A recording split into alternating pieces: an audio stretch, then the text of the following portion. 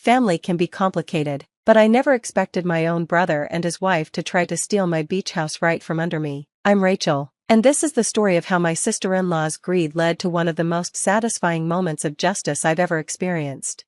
I bought my beach house 5 years ago, long before my brother James married Sarah. It was my dream come true, a beautiful 3-bedroom property right on the coast, with a wraparound porch and floor-to-ceiling windows that let you watch the sunset over the ocean. I'd worked hard for years as a real estate attorney, saving every penny and living modestly while my colleagues splurged on luxury cars and designer clothes. When I finally found the perfect property, I knew all those sacrifices had been worth it. The house needed work when I bought it. The previous owners had let it fall into disrepair, but I saw its potential. I spent weekends painting, fixing, and renovating, turning it into my perfect getaway. Every nail I hammered and every wall I painted made it feel more like mine. I was proud of what I'd accomplished on my own. Then James met Sarah. At first, she seemed nice enough, always complimenting the house whenever they visited, asking about the renovations, and showing what appeared to be genuine interest in my hard work. I was happy that my brother had found someone who seemed to fit so well into our family. "This place is absolutely gorgeous," Sarah would say, running her hand along the newly restored hardwood railings. "You're so lucky to have it." I should have noticed the gleam in her eye when she said lucky, as if my years of hard work and saving had nothing to do with it. The problems started about 6 months after their wedding. Sarah began dropping hints about how nice it would be if they could use the beach house more often. At first, it was just casual mentions during family dinners. "You know, James and I would love to spend more time by the ocean," she'd say, giving me meaningful looks across the table. "It's such a shame this beautiful house sits empty so often." I explained that I used the house regularly for weekend getaways and as a quiet place to work on complicated cases, but Sarah wasn't easily deterred. The hints turned into direct requests, and then demands. She started telling other family members that I was selfish for not sharing my property more freely. My brother, who had always been supportive of my independence, began to echo her sentiments. "Come on, Rach," he'd say, using my childhood nickname. "Family should share with family. Mom and Dad always taught us that." What they conveniently forgot was that I'd offered to help James save for his own beach house years ago, but he'd always preferred spending his money on expensive cars and luxury vacations. Now, suddenly, my beach house was supposed to be family property? Things came to a head when Sarah lost her job. She and James had been living beyond their means, and their finances took a hit. One evening, they showed up at my downtown apartment unannounced. "We need to talk about the beach house," Sarah declared, settling herself on my couch without waiting for an invitation. I raised an eyebrow, already suspicious of where this was heading. "What about it?" "Well," she began, her voice taking on that fake sweet tone I'd come to dread. "James and I are going through a rough patch financially. As you know, we've been thinking about how to cut back on our expenses, and we had this brilliant idea." James sat quietly beside her, looking uncomfortable but not disagreeing. "We thought we could move into the beach house for a while," Sarah continued. "It would really help us get back on our feet. You hardly use it during the week anyway, and we'd take such good care of it." I stared at them in disbelief. "Move in? To my beach house? The one I bought and renovated myself?" "Don't be so dramatic," Sarah rolled her eyes. "It's not like we're asking you to give it to us. We just need a place to stay while we sort things out. Maybe 6 months or so?" I looked at my brother, hoping to see some sign that he recognized how inappropriate this request was. Instead, he just gave me a pleading look. "Please, Rach, we're family. We'd do the same for you." That was rich, considering they lived in a 1-bedroom apartment and had never offered to help me with anything. Still, against my better judgment and because I did love my brother, I decided to be generous, with conditions. 1 month, I said firmly. "You can stay for 1 month while you look for a more affordable apartment, but I need you to sign a temporary occupancy agreement." Sarah's face lit up, but I could see a calculating look in her eyes that should have warned me what was coming. "Oh, we don't need anything formal between family," she protested. "Just hand over the keys, and we'll take good care of everything." But I insisted on the agreement. As a real estate attorney, I'd seen too many cases of informal arrangements gone wrong. They reluctantly signed, and I gave them a set of keys, making it clear that this was a temporary arrangement. For the first 2 weeks, everything seemed fine. They sent me photos of beautiful sunsets and told me how much they appreciated my help, but then things started to change. Sarah began talking about redecorating. "This place could use some updating," she'd say during our phone calls. "Those curtains are so dated, and the kitchen really needs a modern touch. I reminded her that this was a temporary arrangement, but she just laughed it off. Then I started noticing small changes whenever I'd stop by to check on things. My carefully chosen decorations were being replaced with Sarah's taste, bold, flashy items that clashed with the beach house's peaceful vibe. When I confronted them about it, Sarah became defensive. "We're living here now. We should be able to make it comfortable for us." "For 1 month," I reminded her. The agreement was for 1 month. That's when she showed her true colors. "Oh, about that, James and I have been talking, and we really think it would be best if we made this arrangement permanent." I felt my blood pressure rising. "Permanent? This is my house, Sarah. The agreement was for 1 month. "Well, that's not very family-oriented of you," she snapped. "Besides, we've already enrolled in the local gym and started looking at schools in the area." "Schools?" I was dumbfounded. "You're not staying long enough to need schools." But they had already made up their minds. The next day, I discovered they'd changed the locks when my key wouldn't work in the door. I stood on my own porch, staring at the new locks in disbelief, when Sarah opened the door with a smug smile. "Oh, did we forget to give you the new keys? So sorry about that. We just felt we needed more security, you understand, don't you?" Behind her, I could see that more of my things had been moved or replaced. My heart sank as I realized how naive I'd been to trust them. "This is illegal," I said calmly, my attorney mind already spinning into action. "You can't change the locks on a property you don't own."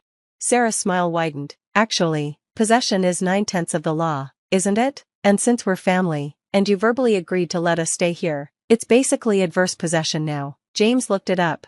I had to bite back a laugh. My brother, who had barely passed his high school legal studies class, thought he could outmaneuver a real estate attorney on property law? "Is that what you think?" I asked, keeping my voice level. "It is," James said, appearing behind Sarah, "and if you try to kick us out, we'll tell everyone how you went back on your word to help family in need. Mom and Dad would be so disappointed." They were trying to manipulate me with family guilt, but they had no idea what they were up against. I smiled, reached into my bag, and pulled out my phone. "Before we continue this conversation, why don't you check the property records? They're public, you know. Go ahead, look up this address." Sarah's smug smile faltered slightly, but she pulled out her phone and started typing. I waited patiently, knowing exactly what she would find. The color drained from her face as she read the screen. This can't be right." "What is it?" James asked, peering over her shoulder. "The house, it's not in Rachel's name, it's owned by a corporation." My smile widened. "That's right. Ocean View Properties LLC, to be exact. A company I established years ago, long before I bought this house. And do you know what else?" They stared at me, their confidence crumbling. "That occupancy agreement you signed? It wasn't with me personally, it was with the LLC, which means you're not dealing with family anymore, you're dealing with a corporate entity, and you just violated about half a dozen terms of that agreement." But you can't do that," Sarah sputtered. "We're family." "Family doesn't try to steal from family," I replied firmly. "Now, you have two choices. You can leave now, voluntarily, or I can have my corporate attorney begin eviction proceedings. Which would you prefer?" James finally found his voice. "You'd really do that to your own brother?" "You really tried to steal my house," I countered. "So yes, I would. You have until tomorrow morning to get out, and yes, I already have a locksmith on the way to restore my locks." The next few hours were tense as they packed their things, all while Sarah alternated between crying about my cruelty and threatening to tell the whole family how heartless I was. But I stood firm. As they loaded the last of their belongings into their car, Sarah turned to make one final attempt. "You know, Mom and Dad always said you were the selfish one," she spat. "Looks like they were right." I couldn't help but laugh. "Actually, Mom and Dad know all about the LLC. In fact, Dad suggested it when I first started looking at properties. He said it would protect me from exactly this kind of situation." Their jaws dropped at this revelation. All this time, they thought they were playing a clever game, but they had been outmaneuvered before they even started. "But all those family dinners, you never said anything," James protested. "Because it was none of your business how I structured my property ownership," I replied, "just like it's none of your business now. Goodbye, James, goodbye, Sarah. I'll see you at Christmas, at Mom and Dad's house." After they left, I had all the locks changed again and installed a security system. I also had my attorney send them a formal letter warning against any future attempts to access the property. The family fallout was predictable. Sarah tried to paint me as the villain, claiming I had cruelly evicted them when they were in need. But when Mom and Dad revealed that they had not only known about my LLC but had encouraged it, her narrative fell apart. "We raised our children to be independent and responsible," Mom told Sarah at the next family gathering. "Rachel worked hard for what she has. If you and James want a beach house, you'll have to do the same." The experience changed my relationship with my brother and sister-in-law permanently. James eventually apologized, admitting that he had let Sarah's materialism cloud his judgment, but things would never be quite the same between us. Sarah, on the other hand, never forgave me for outsmarting her. She still makes snide comments at family gatherings about people who value property over family. I just smile and remind myself that my beachfront views are worth every bit of her bitterness. The whole incident taught me several valuable lessons. First, trust your instincts. If someone seems too interested in your assets, they probably are. Second, always protect yourself legally, even, or especially, when dealing with family. And third, never underestimate the power of proper planning.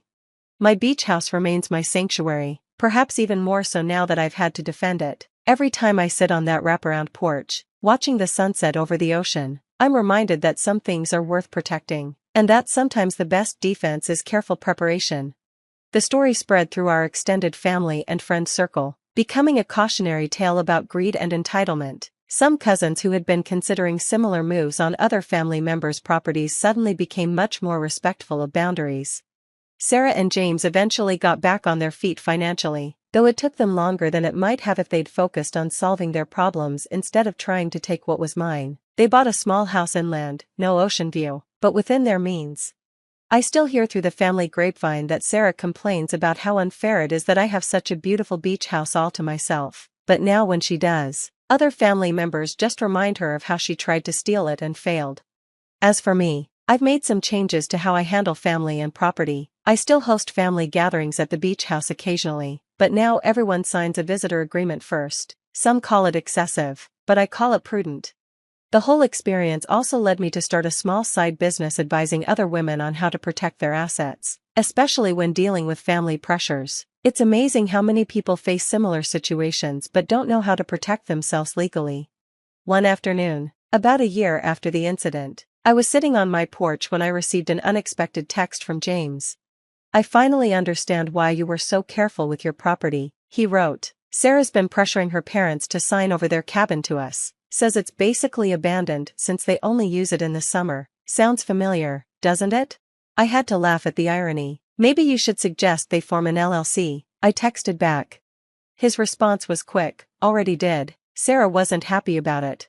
It was a small moment of vindication, knowing that my brother had learned something from our experience. Sometimes the hardest lessons are the most valuable. The beach house continues to be my haven, my investment, and now, a symbol of standing up for what's right. Every improvement I make, every moment I spend there, feels even more precious because I fought to keep it. As I write this from my favorite spot on the porch, watching the waves roll in, I can't help but feel grateful, not just for the house itself, but for the wisdom to protect it. The ocean breeze carries away the last traces of bitterness, leaving only peace and the satisfaction of knowing that sometimes, justice comes with a sea view. The aftermath of the beach house incident rippled through our family in unexpected ways. Some relatives, particularly those who had initially sided with Sarah and James, began to reevaluate their own attitudes toward property and entitlement. It sparked important conversations about boundaries, respect, and the true meaning of family support.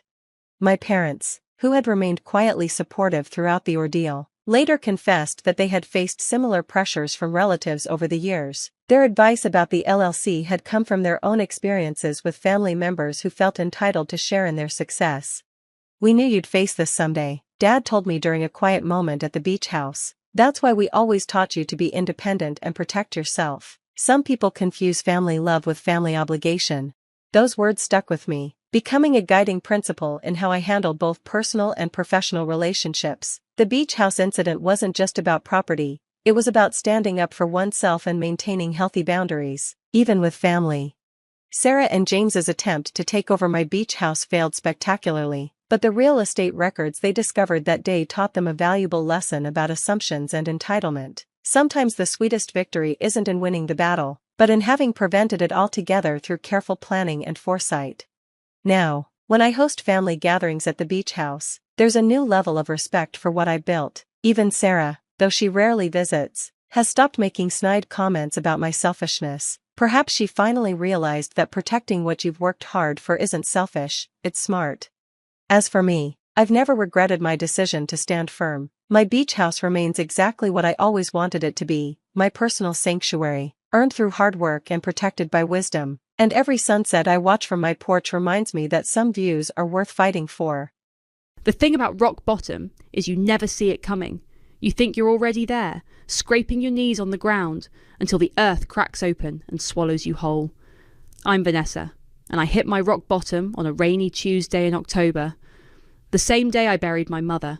The funeral was a blur of black umbrellas and hollow condolences. I remember standing there, mascara running down my face, while my husband Bailey squeezed my hand and whispered, "We'll get through this together." His wedding ring felt cold against my skin. If only I'd known those would be the last words he'd say to me. I came home to an empty house. Not unusual. Bailey often worked late at the firm. I kicked off my heels, made myself a cup of tea, and opened my banking app to pay some bills. The screen loaded. I blinked. Refreshed. Blinked again. Our joint account balance, $212.47. Last week, it'd be just over $86,000. My hands shook as I scrolled through the transaction history. Multiple withdrawals, all within the past 24 hours. Every penny we'd saved, gone. "Bailey," I called out, my voice echoing through our too-quiet house. "Bailey!" I tried his cell. Straight to voicemail. Called his office. "Mr. Edwards hasn't been in today," his secretary said, sounding confused. "He submitted his resignation yesterday." The room started spinning. I grabbed the kitchen counter for support, knocking over my mother's funeral programme. As I bent to pick it up, my phone buzzed. A text from Rachel, my college roommate. "Oh my God! Van, is this real?" Below it, a screenshot from Instagram. Bailey, tanned and grinning, on a beach in Tahiti. His arm wrapped around a blonde in a red bikini. The caption, "Sometimes life gives you a second chance at happiness. Pack new beginnings." I recognised her. Varda, the new paralegal at his firm. 26 years old and apparently worth destroying a 13-year marriage for. I threw up in the kitchen sink. Hours passed. I sat on our bedroom floor, my bedroom floor now I supposed, surrounded by open drawers and empty hangers. His clothes were gone. His passport. His favourite watches, even his damn beard trimmer. My phone kept buzzing. Friends, family, people who'd seen the post. I turned it off. Around midnight, I found myself in my mother's old study. I'd been avoiding this room since her diagnosis, but something pulled me there. Maybe because it was the only space in my life that Bailey hadn't touched. "Oh, Mom," I whispered, running my fingers along her desk. "I really need you right now." That's when I noticed it. A cream-coloured envelope in her top drawer, my name written in her elegant script. My hands trembled as I opened it. "My dearest Vanessa, if you're reading this, I'm gone, and knowing you, you're probably trying to be strong for everyone else. Stop that right now. There's something I never told you, or anyone. When your father left us, I made a promise to myself that you would never be as vulnerable as I was. I've been setting aside money for you since then, in an account only you can access. Consider it your just-in-case fund, for when you're finally ready. The details are with Julia West at West & Associates. She's been my attorney for years. Trust her. Remember, darling, rock bottom is just the foundation for whatever you choose to build next. All my love, Mom." I read the letter 3 times before its meaning sank in. Even gone, she was still protecting me, still fighting for me. A laugh bubbled up from somewhere deep inside, harsh and broken, and maybe a little hysterical. Bailey thought he'd left me with nothing. He thought I'd crumble. I looked around my mother's study, at the design books she'd collected, the sketches we'd drawn together of dream homes and perfect spaces. She'd always said I had her eye for design, her talent for seeing the potential in broken things. My phone was still off, but I turned it on long enough to send one email. To julia.westawestassociates.com. Subject, Virginia Montgomery's daughter. Message, I'm ready. Then I curled up in my mother's chair, clutching her letter, and let myself cry, really cry for the first time since her diagnosis.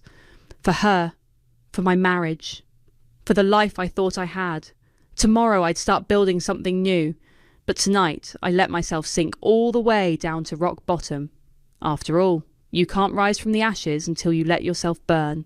3 months after Bailey's disappearing act, I stood in front of a crumbling brownstone in a city where nobody knew my name.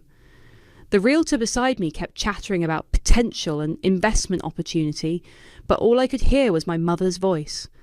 Sometimes the most beautiful things start broken.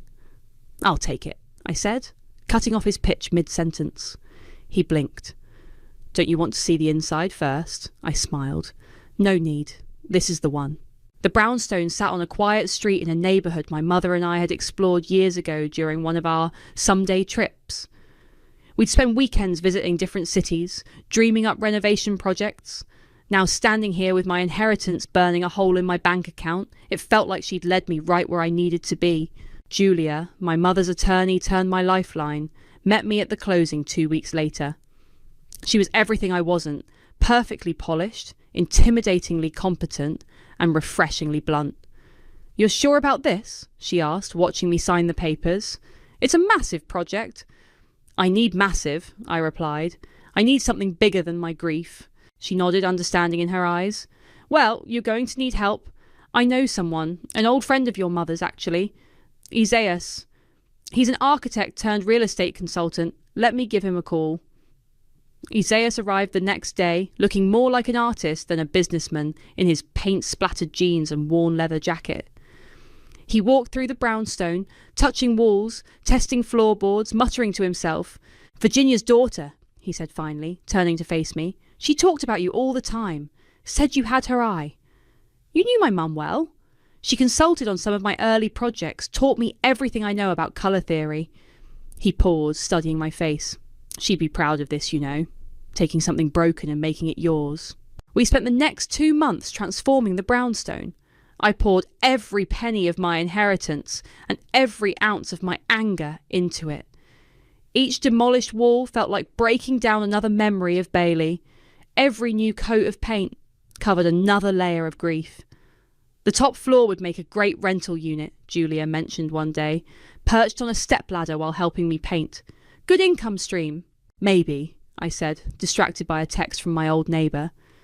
Bailey and Varda's paradise hadn't lasted. Apparently, they were back stateside, their social media suddenly quiet.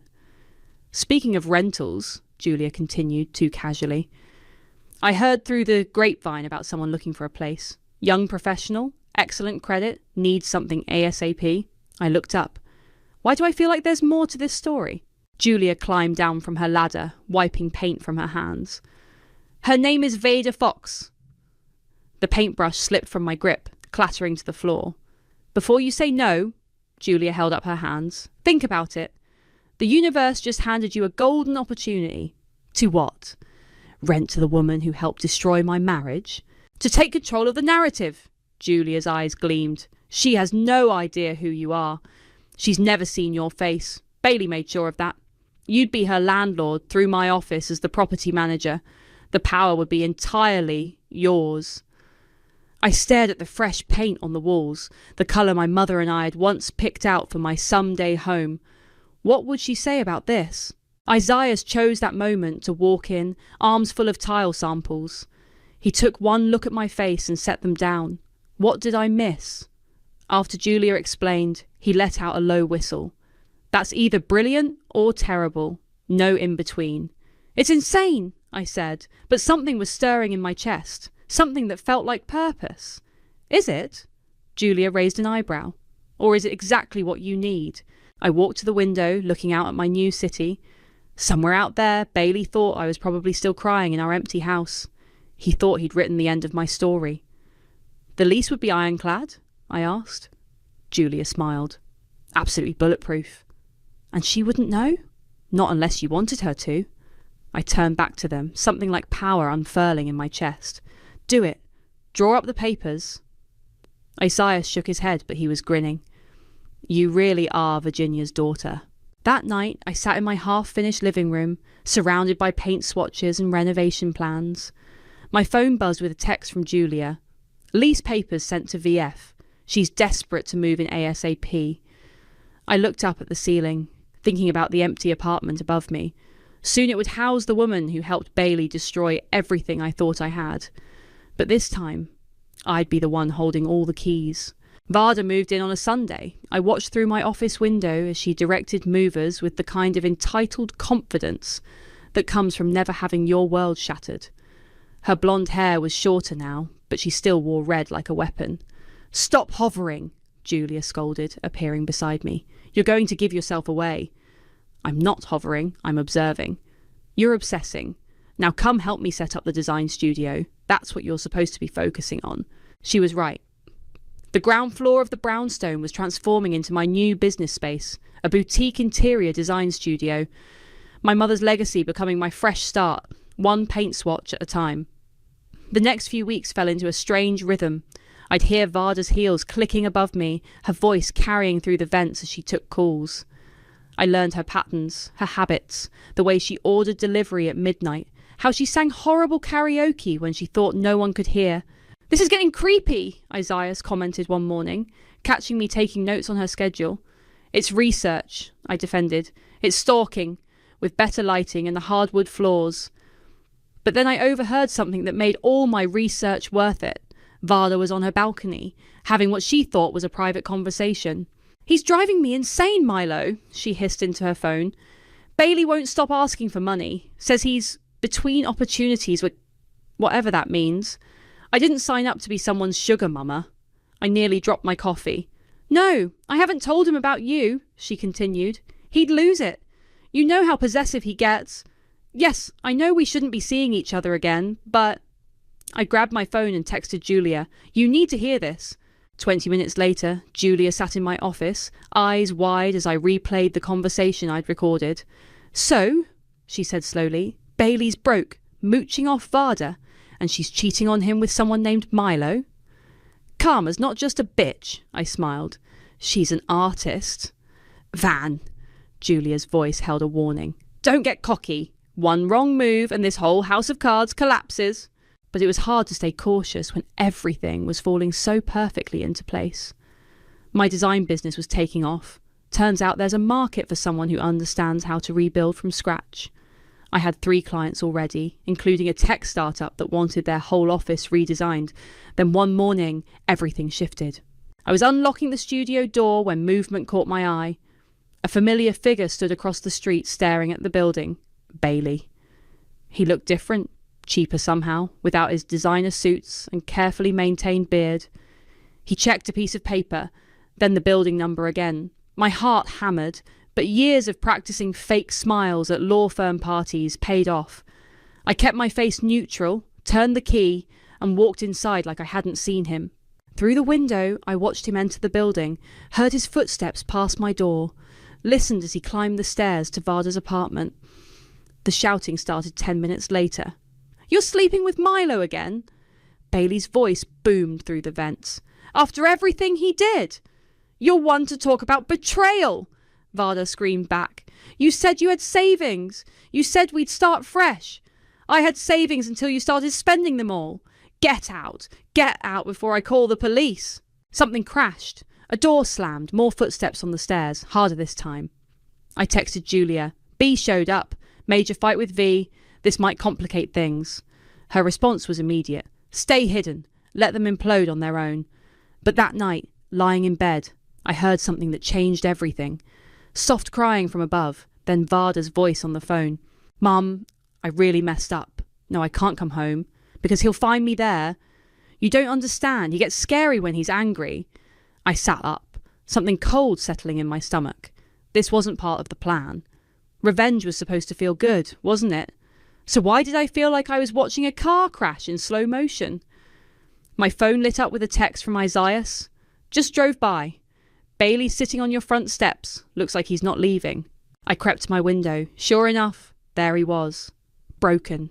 Desperate. Dangerous. The man I once loved, now a stranger on my doorstep, while the woman he left me for cried in fear above me. I picked up my phone again, fingers hovering over Julia's number. This was it. The moment to either back away or double down. To be the bigger person or the final player in their downfall. But as I stood there, watching Bailey through the curtains, I realised something that changed everything.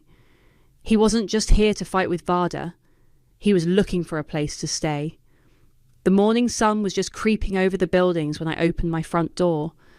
Bailey sat there, head in his hands, looking like every sad country song come to life.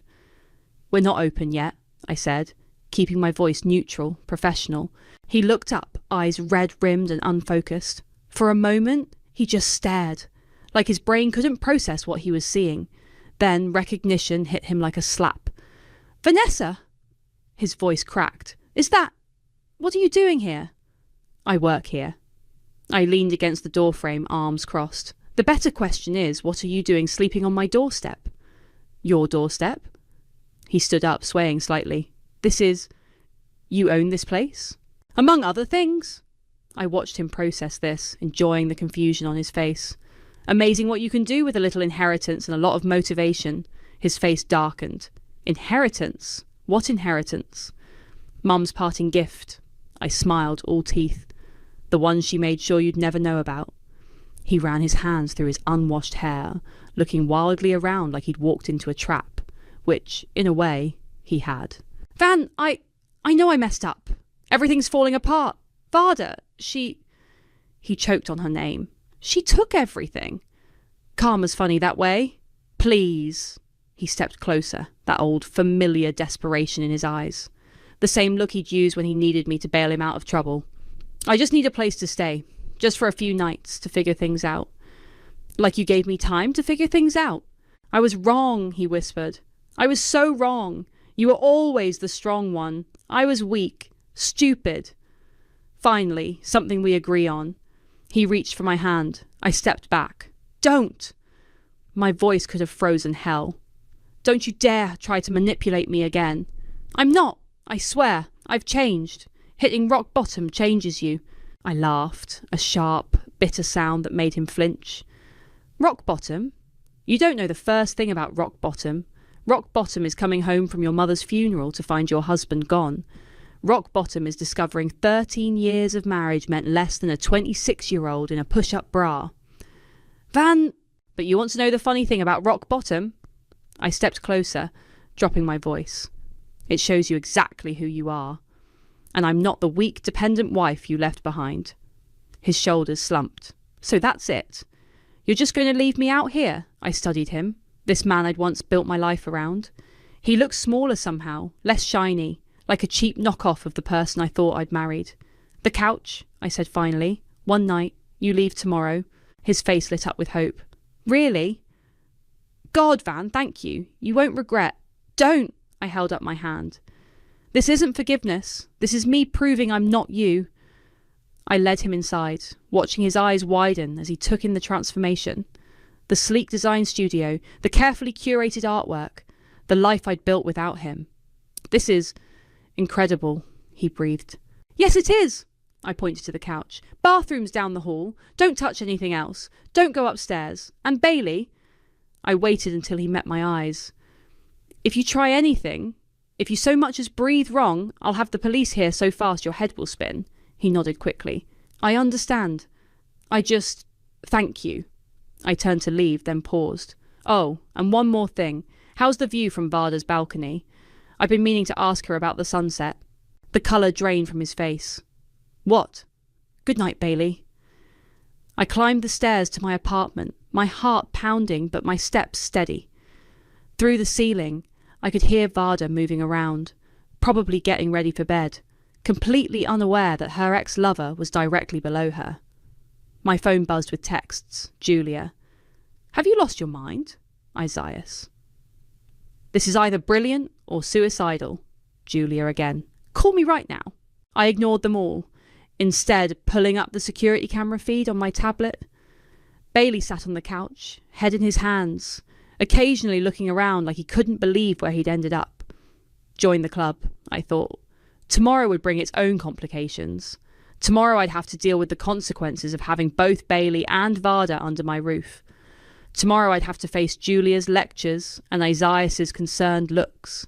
But tonight Tonight I'd let Bailey sit there and marinate in the knowledge that the woman he'd underestimated now held all the cards. Sometimes revenge doesn't need to be loud. Sometimes it just needs to be patient. "You're playing with fire," Julia said over coffee the next morning. "Both of them under one roof. It's like hosting a tornado in your living room." "More like a soap opera," I replied. Watching Bailey through my office window, he was attempting to make himself presentable in the reflection of a parked car. "And I've got front row seats." Right on cue, Varda's heels clicked down the stairs. Bailey straightened up, running a hand through his hair. Their collision course was inevitable. "Bailey?" Varda's voice carried through the open window. "What are you still doing here? We need to talk." "No, we really don't. That Milo guy isn't good for you. He's using you." "Like you used me?" Varda laughed bitterly. "At least he's honest about being a mess." Julia raised an eyebrow at me. "Should we stop them?" "Not yet." I sipped my coffee. "Let's see where this goes." Where it went was straight to chaos. A tall, tattooed man on a motorcycle pulled up to the curb. Milo, I presumed. Varda's face lit up. Bailey's darkened. "You've got to be kidding me," Bailey growled. "This is the guy?" Milo removed his helmet, revealing a face that belonged on a cologne advertisement. "Problem, old man?" "Old man?" Bailey stepped forward. "Listen, you little—" "Stop it!" Vader pushed between them. "Both of you, just stop." I turned to Julia. "Still think I'm playing with fire? This isn't funny, Van. Someone's going to get hurt." "Someone already did," I reminded her. "Me." The drama outside escalated. Milo revved his motorcycle. Bailey kicked a trash can. Vader screamed something about toxic masculinity. My other tenants were starting to peek out their windows. Time to intervene. I stepped outside, all business. "Is there a problem here?" 3 heads whipped around. Bailey paled. Varda looked confused. Milo just smirked. "No problem," Varda said quickly. "Just a personal matter." "Personal matters belong inside," I said firmly. "Not on my sidewalk at 8 in the morning." "Your sidewalk?" Varda's eyes narrowed. "You work for the property manager." "Actually," Bailey laughed hollowly, "she owns the building. Isn't that right, Van?" The colour drained from Varda's face. "Van? Vanessa?" "In the flesh." I smiled pleasantly. "Now, if you'll all take this somewhere else." "I have clients arriving soon." Milo looked between us, realisation dawning. "Wait, you're the ex-wife? This is getting good." "Shut up, Milo!" Varda and Bailey said in unison. I turned to go back inside, then paused. "Oh, and Varda, your rent's late. Again, Julia will be sending a notice." The door closed behind me on their stunned faces. Julia slow-clapped from her seat. "Well, that was theatrical." "I learned from the best," I said, thinking of Bailey's courtroom performances. Later that afternoon, Bailey cornered me in the kitchen. "You knew," he accused. "You knew she lived here." "Like you knew about my inheritance?" He deflated. "I deserve that. But Van, I really am sorry for everything." "Sorry you did it? Or sorry you got caught?" "Both." He tried for a charming smile. It fell flat. "I miss you. The real you, not the perfect wife I thought I needed. You're different now, stronger." "I was always strong. You just preferred me weak." He stepped closer. I could smell his cologne, the same one I'd bought him last Christmas. "Maybe we could." "Don't," I backed away. "Don't even think about it." "Why not? We have history, and clearly you still care enough to let me stay." "I let you stay to prove a point." "What point?" "That I could." A crash from upstairs interrupted us. Varda and Milo's voices filtered down, arguing about something. Probably Bailey, probably money, probably all the lies starting to unravel. Bailey winced. "I really messed up, didn't I?" "Spectacularly. Help me fix it?" He reached for my hand. "We could start over. Do it right this time." For a moment, one dangerous, weak moment, I considered it. Then I heard my mother's voice in my head. "The thing about second chances is making sure they're worth the risk." I pulled my hand away. "Your one night is up. Get out." "Van..." "Now, Bailey." He gathered his few belongings, shoulders slumped. At the door, he turned back. "You really have changed." "No," I said softly. "I just stopped pretending to be who you wanted me to be." After he left, I texted Julia. "Be gone. V fighting with M upstairs. Time for phase 2. Her response was immediate. Ready when you are, boss. I looked up at my ceiling, listening to the drama unfold above me. Soon, very soon, all the pieces would fall into place. And this time, I'd be the one writing the ending. The eviction notice felt heavy in my hand. Julia had drafted it perfectly. Cold, legal, and absolutely final. No mention of personal vendettas or karmic justice, just business. Are you sure about this? Isaiah asked, watching me climb the stairs to Varda's apartment. Once you do this, there's no going back. I'm sure.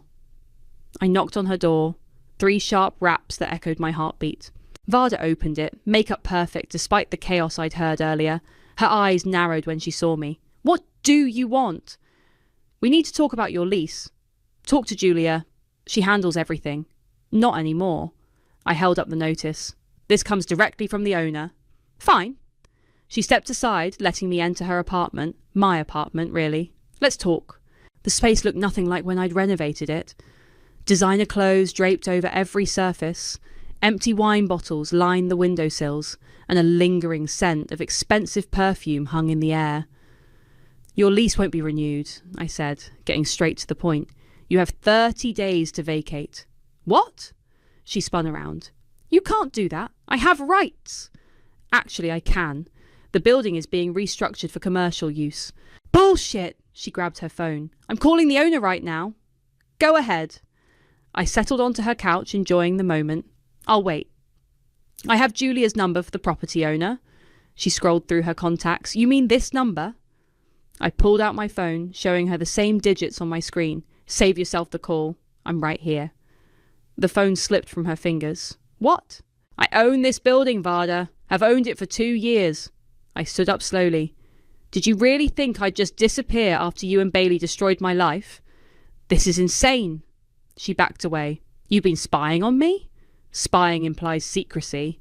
I've been quite openly watching you implode. A noise from the hallway made us both turn. Bailey stood in the doorway, face ashen. He must have come back, maybe to beg Varda for another chance. Instead, he'd walked right into the final act. How long have you been standing there? Varda demanded. Long enough. His voice was hollow. She owns the building. She's owned it this whole time. He laughed, a broken sound. God, we're idiots. Speak for yourself, Varda snapped. I'm calling my lawyer. Good idea, I said. Have them review the lease you signed, particularly the clause about subletting without permission. Her face went white. How did you... Milo's been living here for weeks, against lease terms. That alone is grounds for immediate eviction. You evil bitch! Varda's voice shook. You planned this whole thing. Evil? I stepped closer. Evil is sleeping with a married man. Evil is helping him steal his wife's savings. Evil is thinking you'd never face consequences. I loved him. No, I said softly. You loved what he represented. Freedom, excitement. Now look at you both, hiding in my building, lying to each other, running out of money and options. Bailey moved into the room, his presence making the air thick with tension. Van, please. We can work something out. Like you worked things out with our marriage, our savings. I turned to face him. How's that working out for you? He flinched. Varda looked between us, realization dawning. You still love her, she accused Bailey. That's why you came back. He couldn't finish the sentence. Get out! Varda's voice cracked. Both of you, get out! Gladly. I placed the eviction notice on her coffee table. 30 days, Varda. Not 1 day more. I walked to the door, then turned back one last time. They stood there. These 2 people who'd thought they could break me, now broken themselves. Oh, and Bailey, I smiled, sweet as poison. Don't forget to return my spare key. You won't be needing it any more. I closed the door on their stunned faces and descended the stairs, my heels clicking against hardwood. Each step felt like victory, like freedom, like empty. I reached my office and collapsed into my chair, suddenly exhausted. My phone buzzed with a text from Isaiah. You okay? Was I? The revenge felt perfect, calculated, complete. So why did I feel so hollow? Another text, this time from Julia. Drinks tonight? You look like you need them. I started to reply, but movement caught my eye. Through my window, I watched Bailey leave the building for the second time today. He paused on the sidewalk, looking up at Varda's window, then at my office. For a moment, our eyes met. He lifted his hand, a goodbye, a surrender, an apology. I turned away. My phone buzzed again. Julia. Well, I typed back, make it a double. Because sometimes winning feels an awful lot like losing, and revenge tastes bitter-sweet when served in your own home.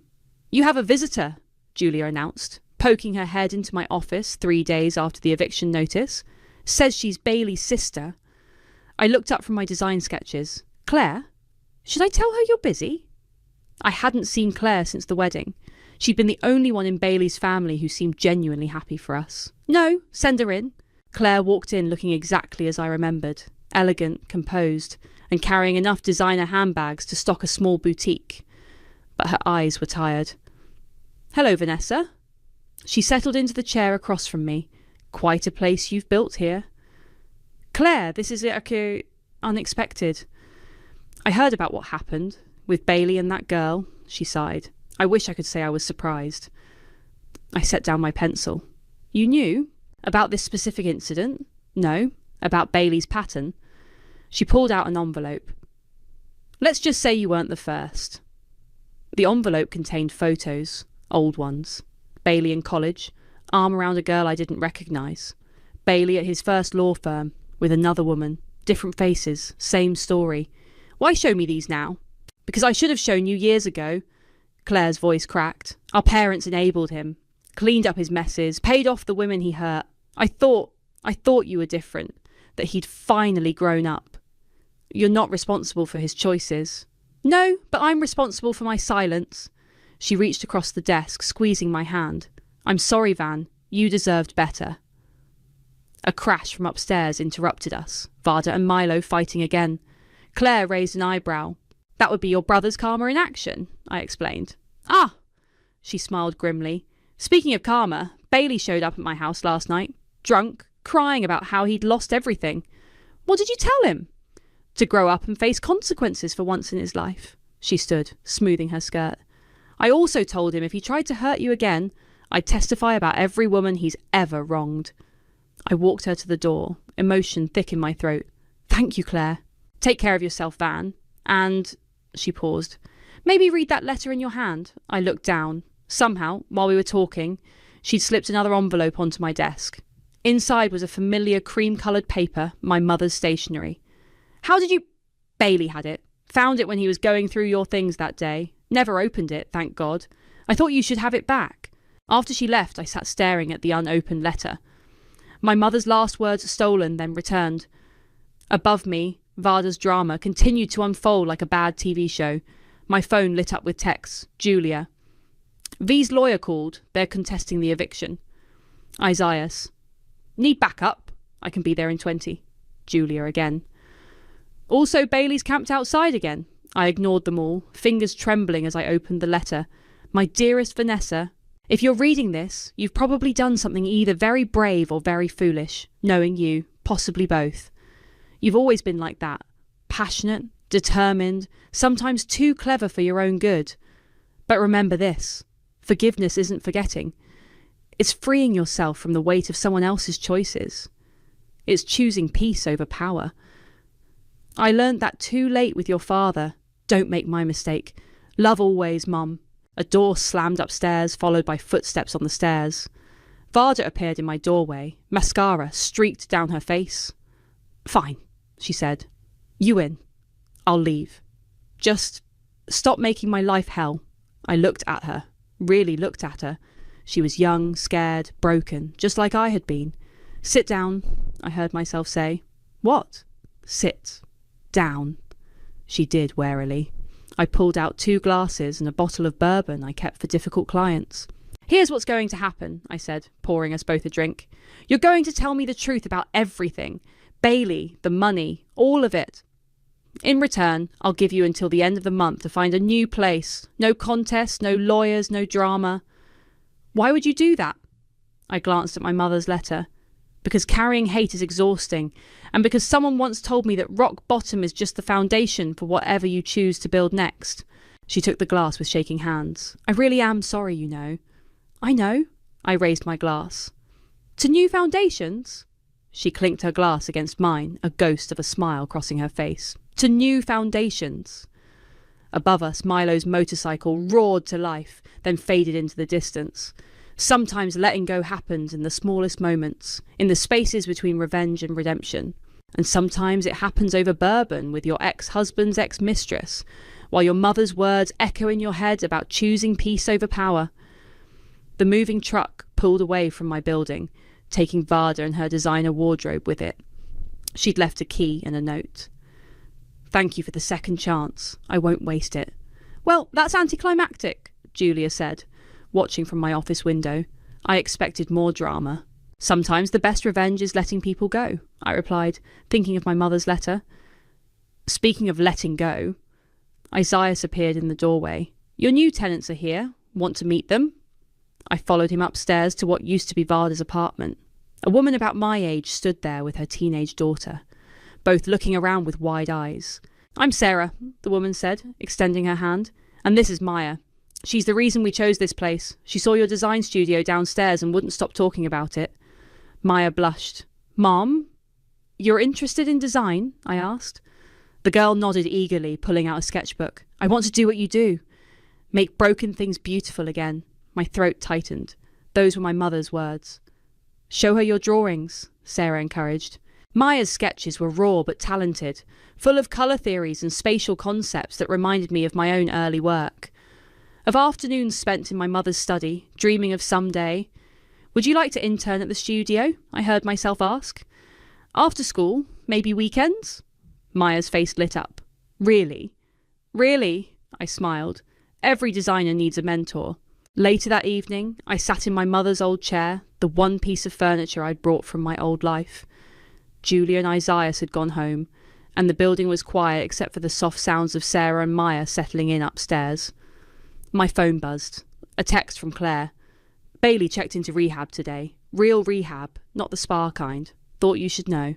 I started to reply, but another text came through. This one from Varda. Made it to California. Starting fresh. Thank you for everything. The messages felt like closure, like the final pieces of a puzzle clicking into place.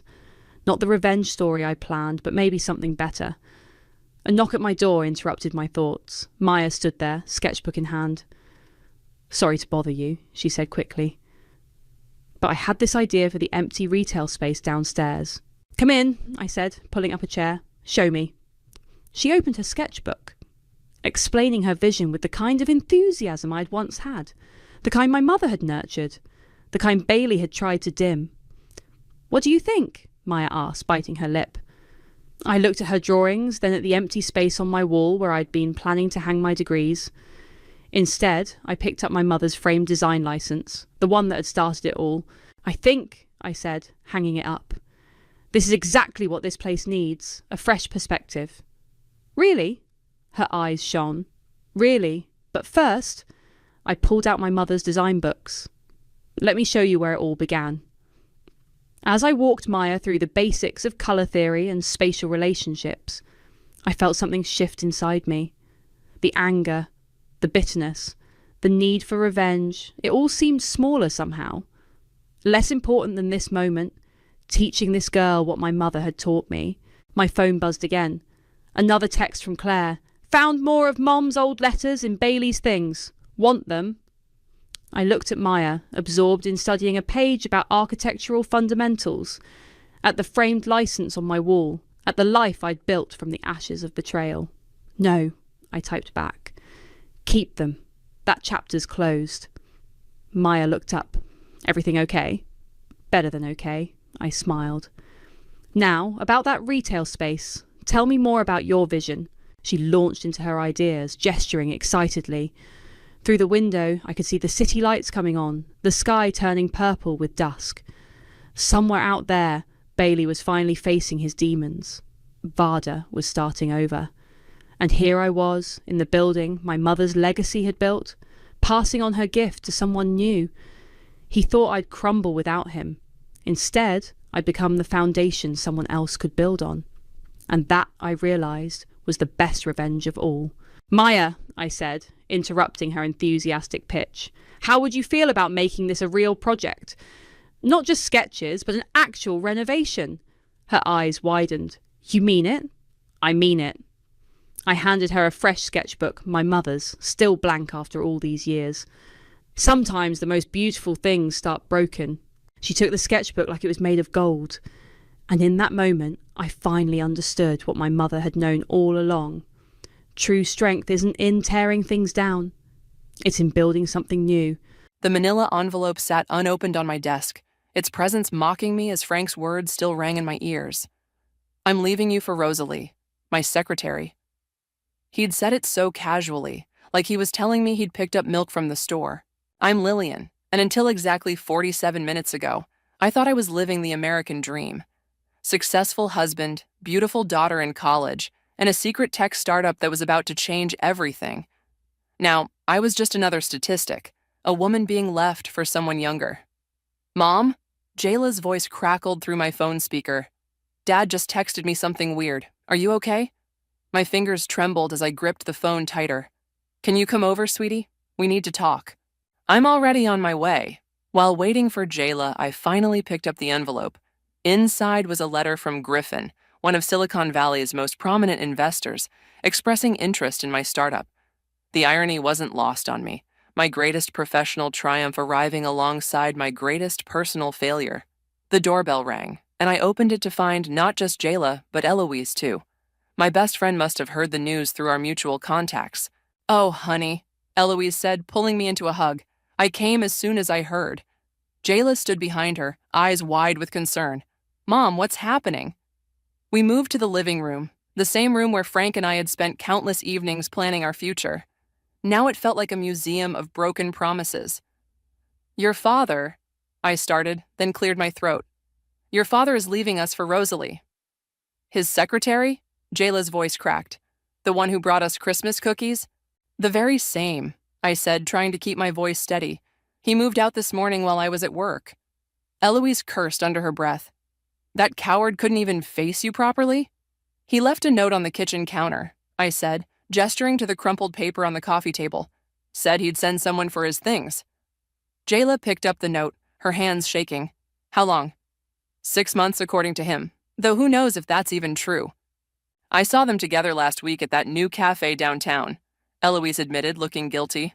I convinced myself it was just a business lunch. The doorbell rang again, making us all jump. Through the window, I could see Johnny, my business partner, standing on the porch with a concerned expression.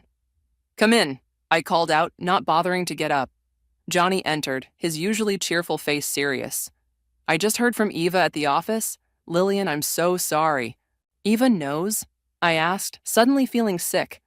Eva was Rosalie's sister, my colleague, and until today, someone I considered a friend. She claims she had no idea, Johnny said, sitting down beside me. She's devastated, actually. Says she wants to talk to you when you're ready. Jayla stood up abruptly. I need to call Dad. This can't be real. As she stormed upstairs, Eloise followed, leaving me alone with Johnny and the investor's letter. What's that? Johnny nodded toward the envelope in my hands. Griffin wants to invest, I said flatly. He wants to meet next week. Johnny's eyes widened. That's huge, Lillian. This could change everything.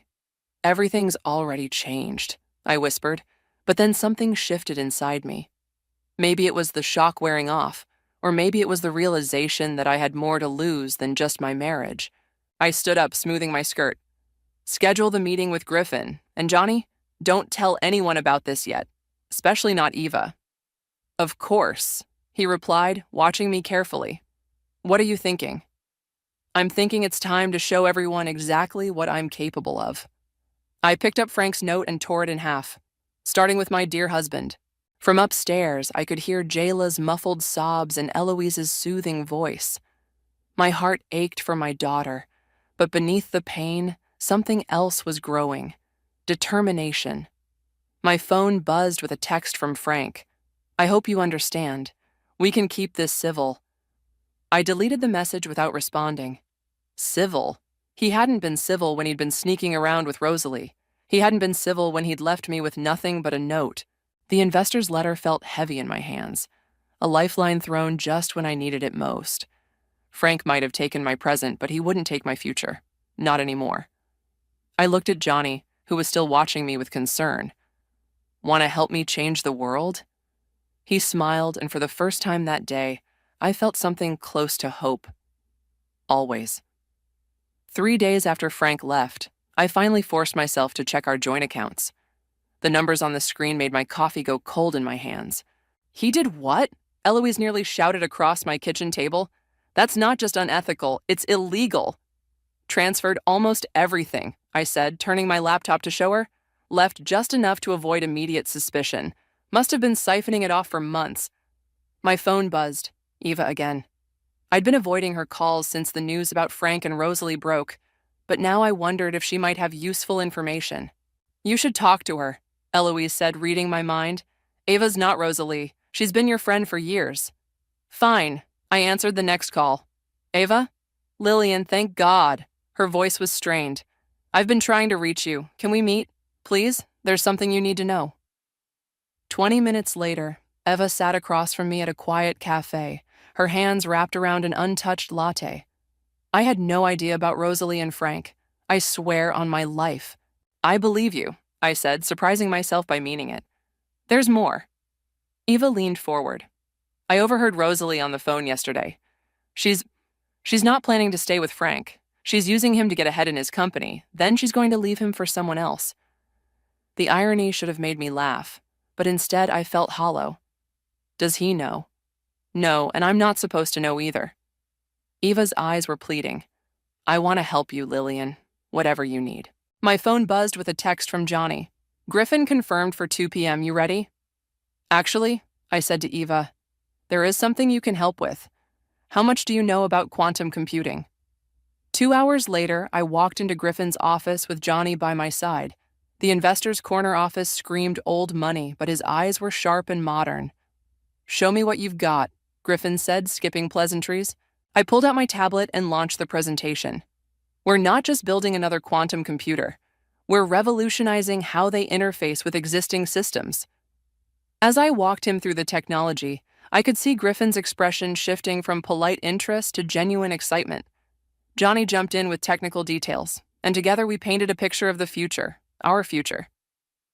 Impressive, Griffin said when we finished. But your competition has nothing like this, I interrupted, pulling up one final slide. Because of this. I showed him the patent application Eva had helped fast-track through her connections. Griffin leaned back, a slow smile spreading across his face. How much are you looking for? Later that evening, as Johnny and I celebrated over takeout in the office, my phone lit up with a text from Frank. Need to talk about the house. Dinner tomorrow? Don't go, Johnny said, reading my expression. Whatever he wants, let the lawyers handle it. I have to know what he's planning. I replied to Frank with a simple, okay. Johnny moved closer, his concern evident. Then let me come with you, as backup. No, I said, touching his arm briefly. I need to do this alone. The next evening, I walked into the restaurant where Frank and I had celebrated our last anniversary. He was already there, looking somehow smaller than I remembered. You look good, he said as I sat down. Save it. I opened my banking app. Want to explain where our savings went? His face fell. Lil, I can explain. Don't call me that. I kept my voice steady. Just tell me why. I needed capital for a new venture. I was going to pay it back. He reached for my hand, but I pulled away. Things have been complicated at work. Complicated enough to steal from your wife? Ex-wife? He corrected automatically, then winced at his own words. My phone buzzed. A message from Eva. Rosalie just booked a flight to Miami, one-way ticket. I stood up, leaving Frank mid-explanation. Good luck with your complications, Frank. You're going to need it. Walking out, I called Johnny.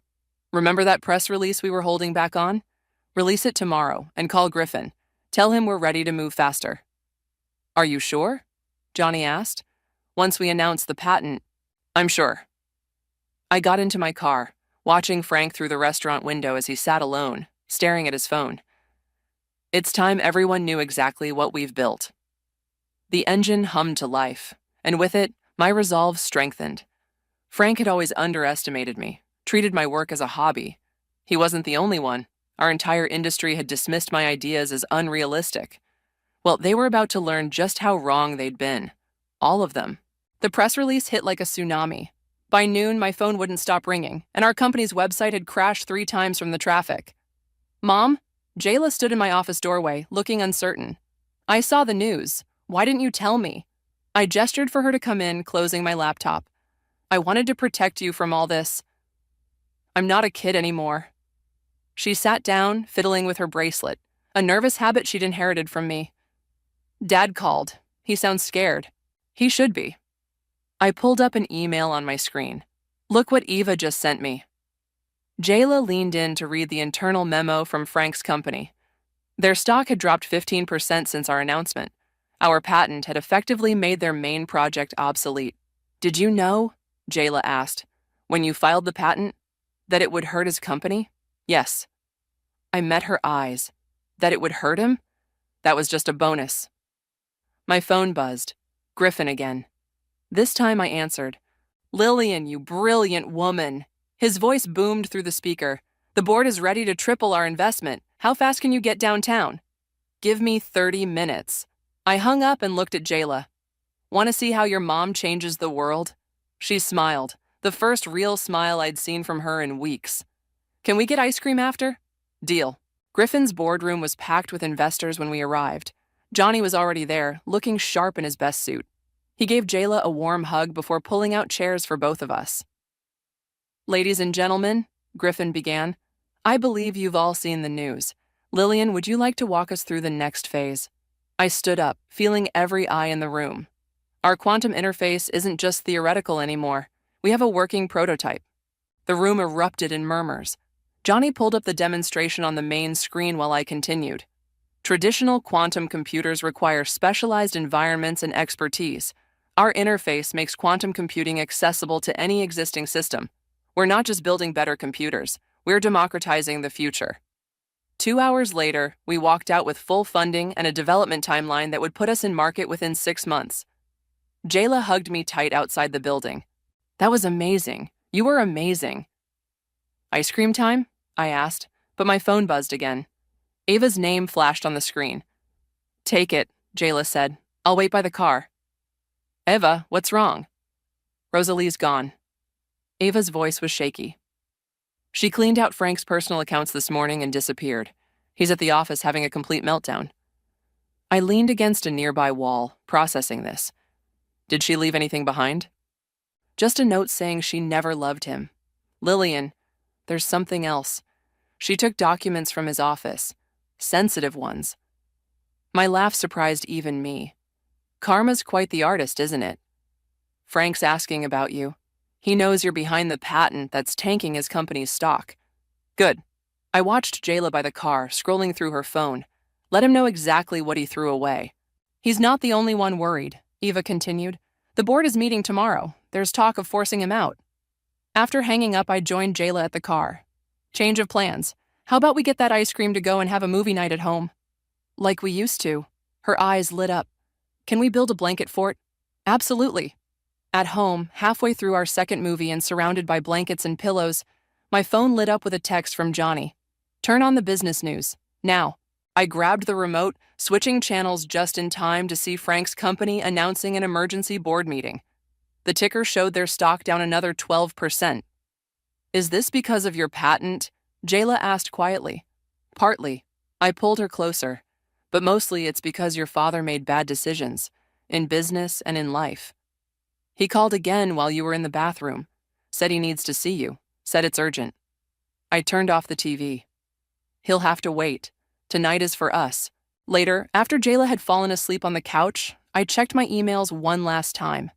There was a message from Griffin with the subject line, Tomorrow's Headlines.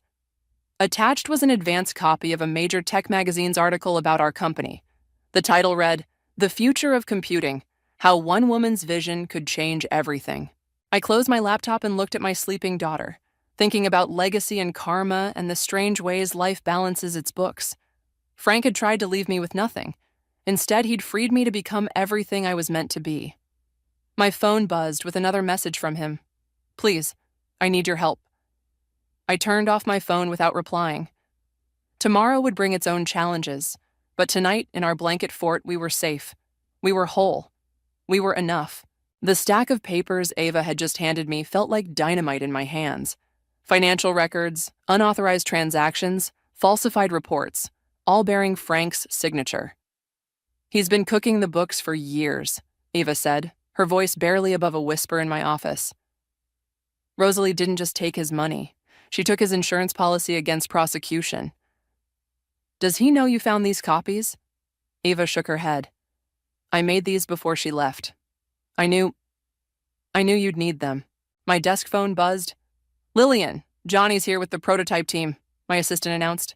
"Send them in." I turned to Eva. "Thank you for everything." The next hour was a blur of technical discussions and timeline adjustments. Our prototype was exceeding expectations, but Johnny looked worried. "What's wrong?" I asked when the team left. "Griffin called. Frank's been trying to reach him, claiming we stole intellectual property from his company." I pulled out the documents Eva had brought. "Let him try. Look what I just got." Johnny's eyes widened as he read. This could put him in prison." "I know." I stood up, walking to the window. "That's not what I want." "What do you want?" Before I could answer, my phone lit up with a text from Jayla.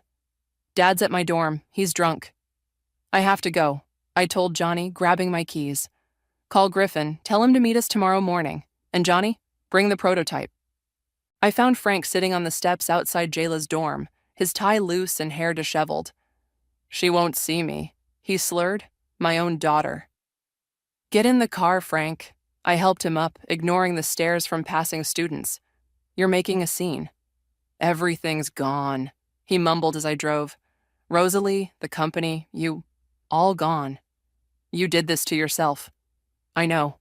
He pressed his forehead against the window. "The board voted this morning. I'm out, effective immediately." I pulled into a coffee shop parking lot. "Why are you telling me this?" "Because you won." He turned to face me, his eyes red. "You destroyed everything I built." "No, Frank, you destroyed it. I just built something better." "They're investigating me. The SEC, the board, they found irregularities." "I know." I handed him a coffee from the drive-thru. "Sober up. Go home. Call your lawyer." "Home?" He laughed bitterly. "Rosalie sold the condo before she left. Did you know that? She had power of attorney." My phone buzzed. Johnny again. "Griffin's set for 9 a.m. Prototype ready for full demonstration." "I have to go," I told Frank. "Call a cab. And Frank, stay away from Jayla until you're sober." Back at the office, I found Johnny working late, the prototype humming quietly in the test lab. "Everything okay?" he asked, noting my expression. "No, but it will be." I sat down beside him. "Show me where we are." As Johnny walked me through the latest improvements, I felt the weight of the day lifting. This was what mattered. Not revenge, not Frank's downfall, but creating something meaningful. "Lillian?" Johnny's voice was soft. "There's something else." He pulled up an email on his screen. It was from a major tech conference inviting me to be their keynote speaker. The same conference where 3 years ago Frank had told me my ideas were unrealistic. "Say yes," Johnny urged. "Show them all what you've built." My phone buzzed with a text from Jayla. "Dad's gone. Can I come to the office? I don't want to be alone." "Of course, sweetie," I replied, then looked at Johnny. "Want to help me order some late-night pizza?" An hour later, Jayla sat cross-legged on my office floor, watching in awe as Johnny demonstrated the prototype. "So, this is what you've been working on all these years?" she asked, while Dad was saying it was just a hobby. "This is it." I joined her on the floor. "What do you think?" "I think," she smiled, "I think he never deserved you, Mom." My phone lit up with another text. Eva this time. "Board meeting tomorrow. They're announcing Frank's replacement. You should be there."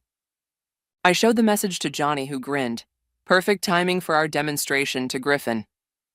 Looking at my daughter and my closest friend, surrounded by the technology we'd built and the future we were creating, I felt something shift inside me. This wasn't about destroying Frank anymore. It was about building something he could never take away. "Mom?" Jayla touched my arm. "Are you okay?" "Better than okay." I pulled her into a hug. "I'm finally free. The invitations to our product launch went out on a Tuesday morning. I saved Frank's for last, my cursor hovering over his email address for a full minute before clicking send. "Are you sure about this?" Johnny asked, watching me from across my desk. Inviting him could backfire. "I want him there." I closed my laptop. "I want him to see exactly what he walked away from." My phone buzzed. Eloise was calling. "Have you seen what Rosalie just posted?" I pulled up social media and felt my stomach clench. There she was, on a yacht in Miami with some tech billionaire, wearing a bikini that probably cost more than Frank's monthly salary. "She works fast," I muttered. "That's not all," Eloise continued. "Check your email." A new message had just arrived, from Rosalie herself. The subject line read, "About your launch event." "Don't open it," Johnny warned. But I already had. "Dear Lillian," I read aloud. "Congratulations on your success. I'd love to attend your launch and show there are no hard feelings. After all, we both know Frank wasn't worth fighting over. Best wishes, Rosalie." Johnny cursed under his breath. "She's trying to provoke you." "She succeeded." I typed a quick reply. "Looking forward to seeing you there." Lillian, no. But I'd already hit send. The office door opened and Griffin strode in, his usual confidence tempered by concern. "We need to talk about security for the launch. I'm hearing rumors." "What kind of rumors?" "Frank's been making calls, telling people your technology is stolen. He's desperate, which makes him dangerous." My phone lit up with a text from Eva. "Rosalie's back in town. She's meeting with Frank's former board members." "Let them come," I said, standing up. "All of them. It's time to end this." The next few days were a whirlwind of preparations. The prototype was perfected, the presentation rehearsed, and the venue secured. But something felt off about Johnny. I found him alone in the lab late one night, staring at the prototype. "Want to tell me what's wrong?" "Nothing's wrong." He didn't meet my eyes. "Everything's perfect." "Johnny." He finally looked at me. I worry that this is still about him, about Frank." "It's not, isn't it?" He stepped closer. "You're inviting him, and Rosalie, and everyone who ever doubted you. This isn't just a product launch anymore, Lillian. It's a statement. Maybe I need to make one. Or maybe," he touched my arm gently, "you need to let go." Before I could respond, my phone buzzed. Jayla was calling. "Mom, Dad's here again. He's saying crazy things about your company, about stolen patents." "I'm on my way." I grabbed my keys, but Johnny stopped me. "Let me come with you." When we arrived at Jayla's dorm, Frank was pacing the parking lot, waving a stack of papers. "There you are," he shouted when he saw me. Tell them how you stole my research." "Your research?" Johnny stepped between us. "You never believed in this technology. You called it a fantasy." "Stay out of this." Frank tried to push past him. "She's using my work." "No, Frank." I kept my voice steady. "I'm using mine. The work you dismissed, remember? The projects you called my cute little hobby?" "Security's coming," Jayla announced, appearing behind us. "I called them." Frank's face crumpled. "Jayla, Princess, don't." She moved closer to me. "Just go, Dad. Please." As campus security approached, Frank backed away, still clutching his papers. "This isn't over, Lillian." "Actually, it is." I pulled out an envelope. "Your invitation to the launch. Come see for yourself what I've built, what I've always been capable of." Later that night, after getting Jayla settled, Johnny and I sat in my car in silence. "You're right," I finally said. "This isn't just about the technology anymore." "I know." He took my hand. "Just don't let it consume you. You're better than revenge." My phone lit up with another message from Rosalie. "Looking forward to the show. Hope you don't mind. I'm bringing a date." I showed Johnny the message, then deleted it. "The launch is in 3 days. Everything has to be perfect." "It will be." He squeezed my hand. "But Lillian, after this is over, maybe we could—" "Mom?" Jayla tapped on the window. "Can we get some ice cream?" I looked at Johnny, saw the unspoken words in his eyes, and felt something shift in my chest. "Ice cream sounds perfect. Want to join us?" His smile was answer enough. As we walked toward the ice cream shop, I deleted Frank's contact from my phone. The launch would be my final statement, but maybe Johnny was right. Maybe after that, it would be time to let go. 24 hours before the launch, everything went wrong. What do you mean Griffin's having doubts? I gripped my phone tighter, pacing my office. The demonstration is tomorrow. He received some documents, Johnny explained, his voice tense. Anonymous source. They're making him nervous? Frank. The name tasted bitter. It has to be. My computer pinged with an urgent email. Our main investor was requesting an emergency meeting. Now. I have to go, I told Johnny. Get the prototype ready. We're doing a private demo for Griffin in 1 hour. The elevator ride to Griffin's office felt endless. When I arrived, his assistant's face told me everything I needed to know. He's waiting for you, she said softly, with the board. I walked into a room full of concerned faces and opened laptops. Griffin sat at the head of the table holding a familiar-looking file. Lillian, he started, we've received some concerning information about your patent applications. From Frank? I pulled out my own folder. Let me guess. He claims I stole his research? Among other things. Griffin slid the file across the table. He's threatening legal action. Read this first. I handed him Eva's documentation of Frank's financial fraud. My ex-husband is desperate. He's lost everything, and he's trying to take me down with him. Griffin's eyes widened as he read. This is serious. So is what we're building. I stood up straighter. Give me 1 hour. Let me show you the prototype. If you still have doubts after that, I'll understand. My phone buzzed. Jayla. Mom, something's wrong. Rosalie just showed up at my dorm. 1 moment, I told Griffin, stepping out to call Jayla. She's asking weird questions about your work, Jayla whispered. About the prototype. She says she wants to make things right, but Mom, I don't trust her. Stay away from her. I'm sending Eloise to pick you up. Back in the boardroom, Griffin was finishing the documents. 1 hour, Lillian. Convince us. I called Johnny on my way back to the office. Is the prototype ready? Ready, but... Lillian, Eva just called. Rosalie's been meeting with our competitors. I know. She's trying to sabotage the launch. I entered the lab where our team was making final adjustments. But we're not going to let her. The next hour was the most important presentation of my life.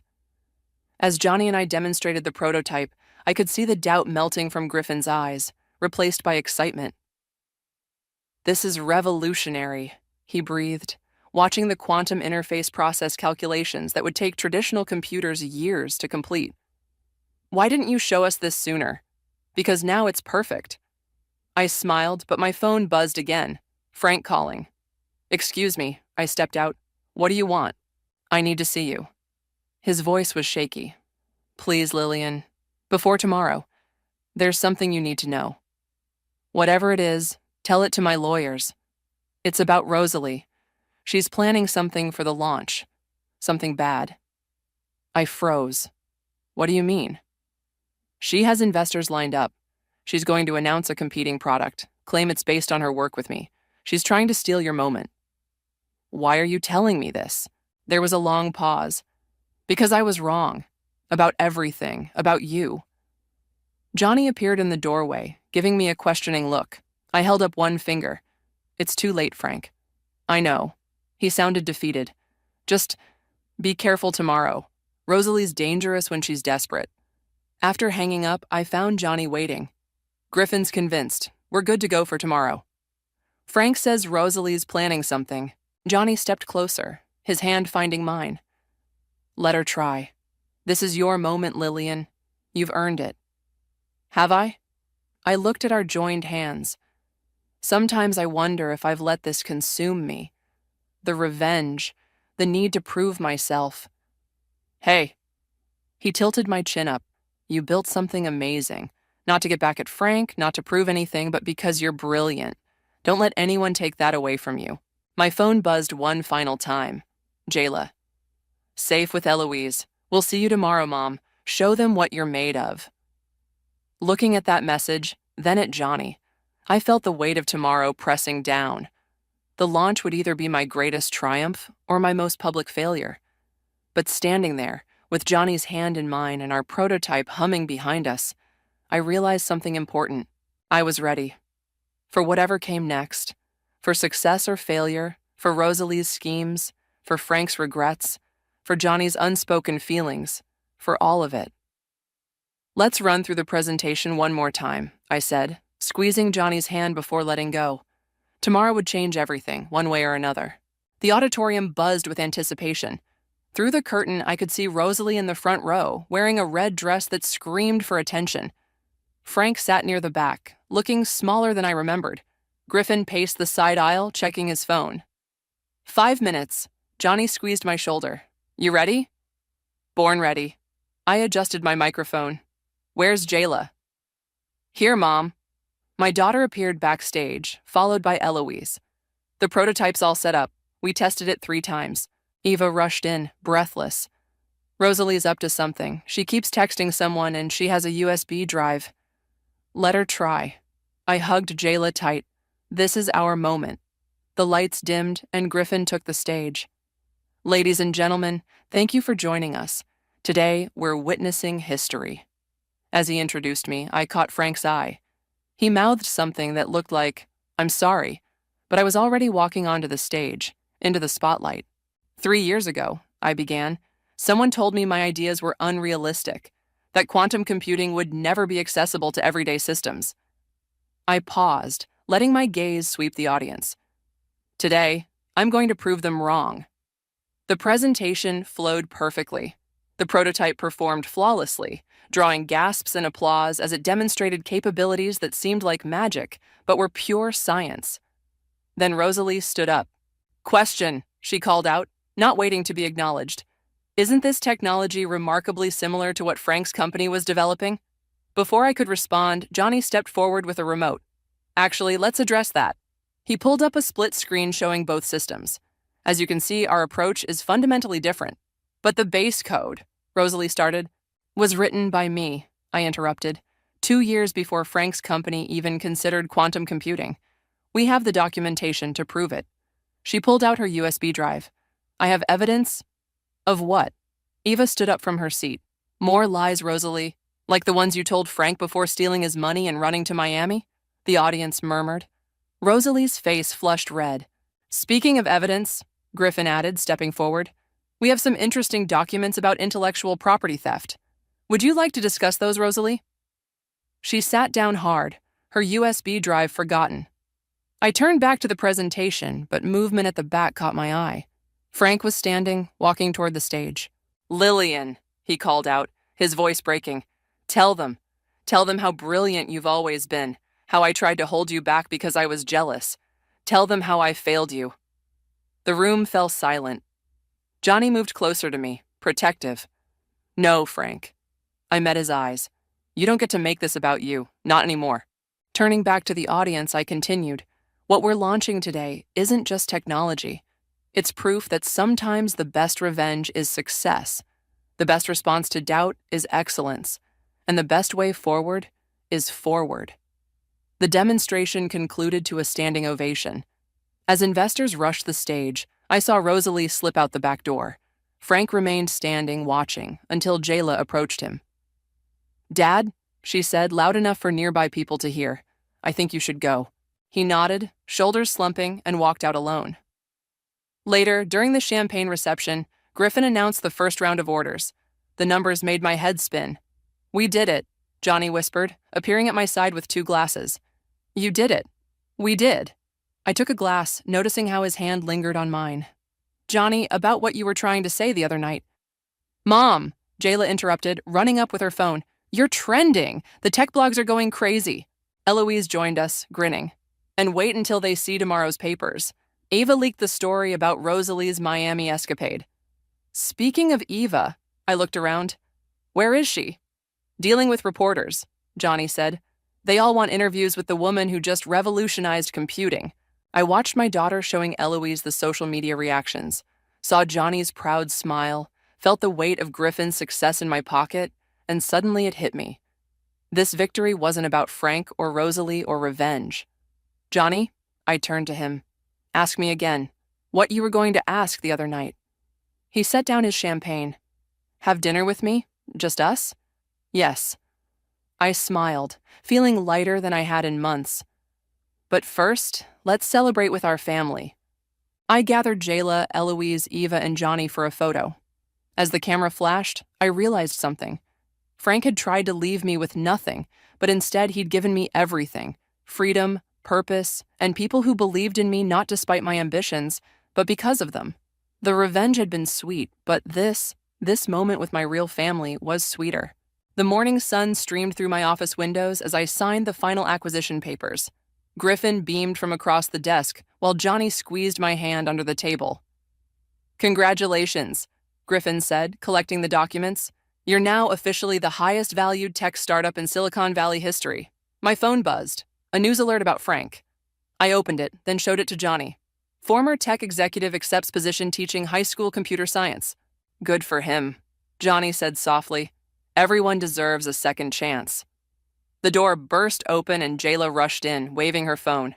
"Mom, have you seen this? Rosalie's company just filed for bankruptcy." "Karma comes for everyone eventually," Eva remarked, following behind her. "Even my sister." I stood up, gathering everyone's attention. "Since you're all here, there's something I need to say." "If it's about the merger rumors," Griffin started, but I shook my head. "It's about family." I moved to the window, looking out at the city below. When Frank left, I thought he was taking everything.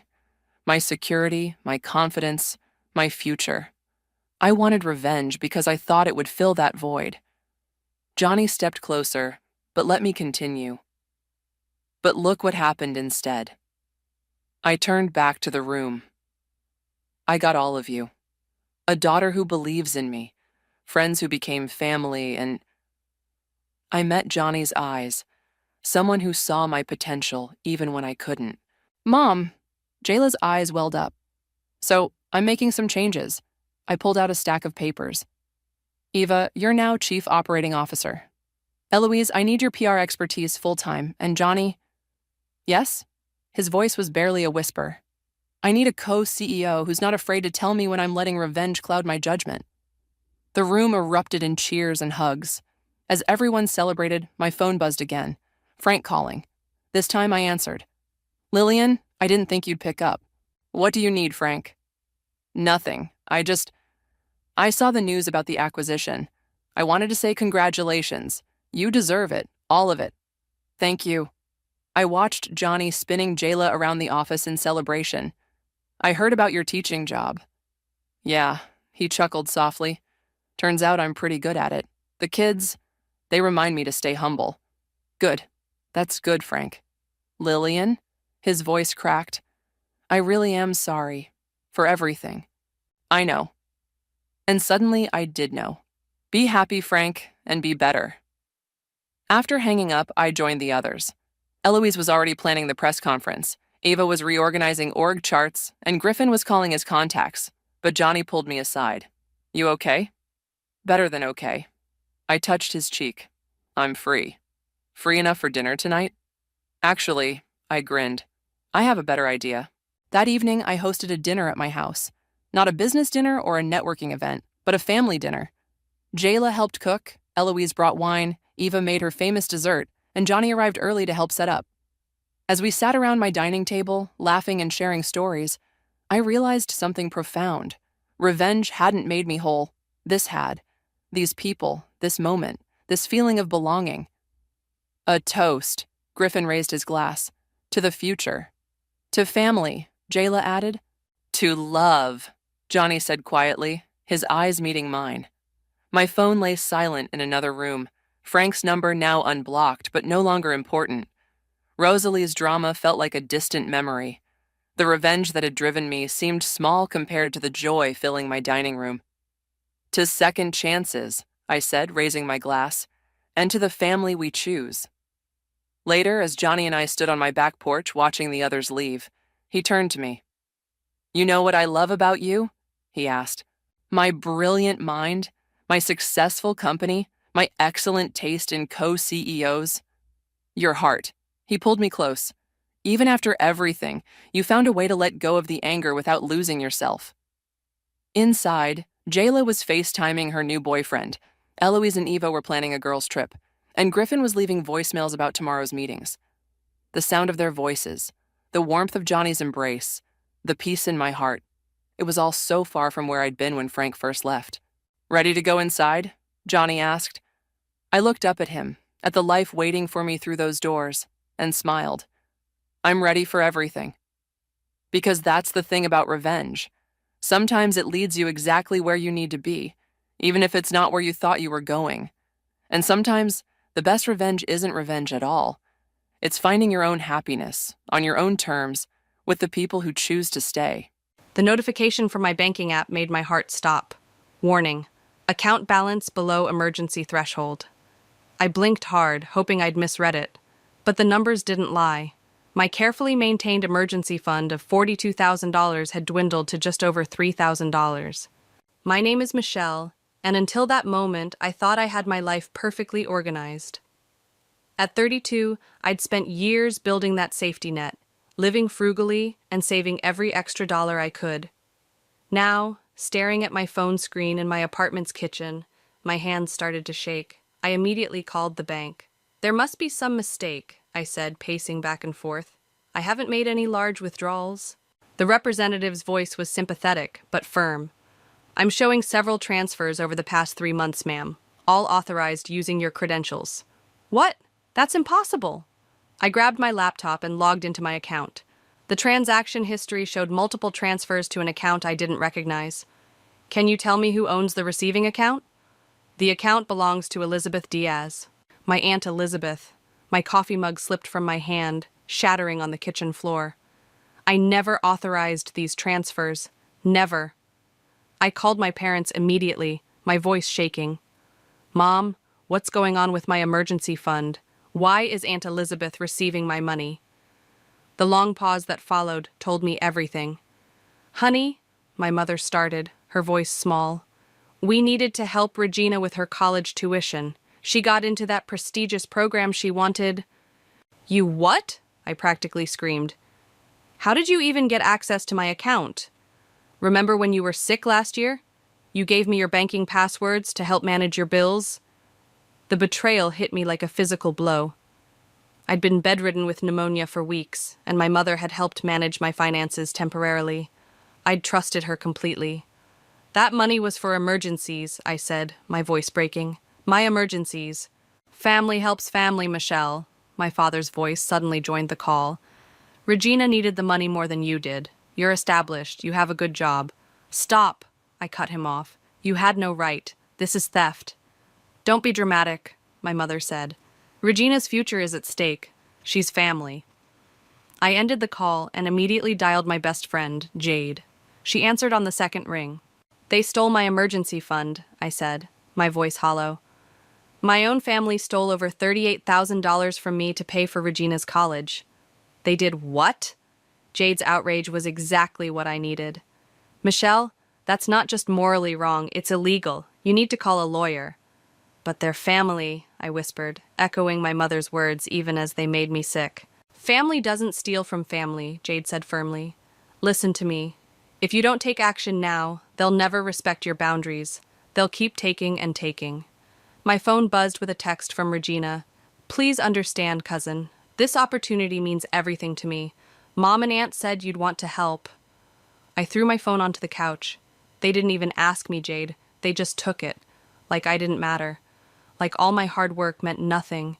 "Then make them understand it matters," Jade said. "I have a number for a good family lawyer. His name is Nigel. Want me to set up a meeting?" I looked around my apartment, at the life I'd built, the independence I'd fought for. The broken coffee mug on the floor seemed to mirror my shattered trust. "Yes," I said finally, my voice stronger. "Set it up. I'm done being the family ATM." Another text buzzed through, this time from my brother Kelvin. "Mom and Dad told me what happened. They're saying you're overreacting. What are you going to do?" I typed back, "What I have to do." Jade was still on the line. "I'll pick you up tomorrow at 9 a.m. We'll go see Nigel together." After hanging up, I sat in my quiet apartment, surrounded by the pieces of my broken mug and broken trust. My family had always preached about loyalty, about helping each other. But as I looked at my bank balance again, I realized their version of family loyalty was a one-way street. My phone kept buzzing with messages from various family members, all trying to justify the theft, all trying to make me feel guilty for being upset. I turned it off. Tomorrow, I would see a lawyer. Tomorrow, I would start fighting back. But tonight, I allowed myself to cry for the family I thought I had, and for the harsh reality of who they really were. Jade's car pulled into the law office parking lot exactly at 8:55 a.m. I hadn't slept much, but the morning sunlight and 3 cups of coffee had given me enough energy to face what was coming. "You look like hell," Jade said, giving my hand a squeeze as we walked into the building. "Thanks. That's exactly what every girl wants to hear before meeting her lawyer." The elevator ride to the 6th floor was silent. My phone had blown up overnight with messages from family members, each one more guilt-inducing than the last. I'd only responded to Kelvin, who seemed genuinely concerned rather than accusatory. Nigel's office was smaller than I expected, but warm and welcoming. The lawyer himself was an older man with kind eyes that hardened when I explained my situation. "Let me get this straight," he said, leaning forward in his chair. "Your mother used passwords you provided during an illness to transfer money from your personal emergency fund to your aunt's account without your knowledge or consent." "Yes," I said, pulling out my phone. "I have screenshots of all the transactions. They took $38,750 over 3 months. Jade, sitting beside me, spoke up. "And they're not even sorry. They're acting like Michelle's the bad guy for being upset about it." Nigel's expression darkened.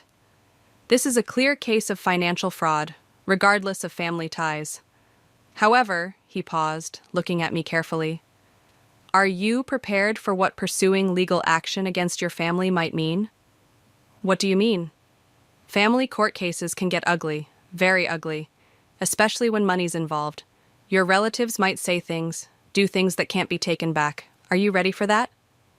I thought about my mother's dismissive tone, my father's assumption that my hard work meant less than Regina's dreams, and my aunt's entitled silence through it all. "They already crossed a line that can't be uncrossed," I said firmly.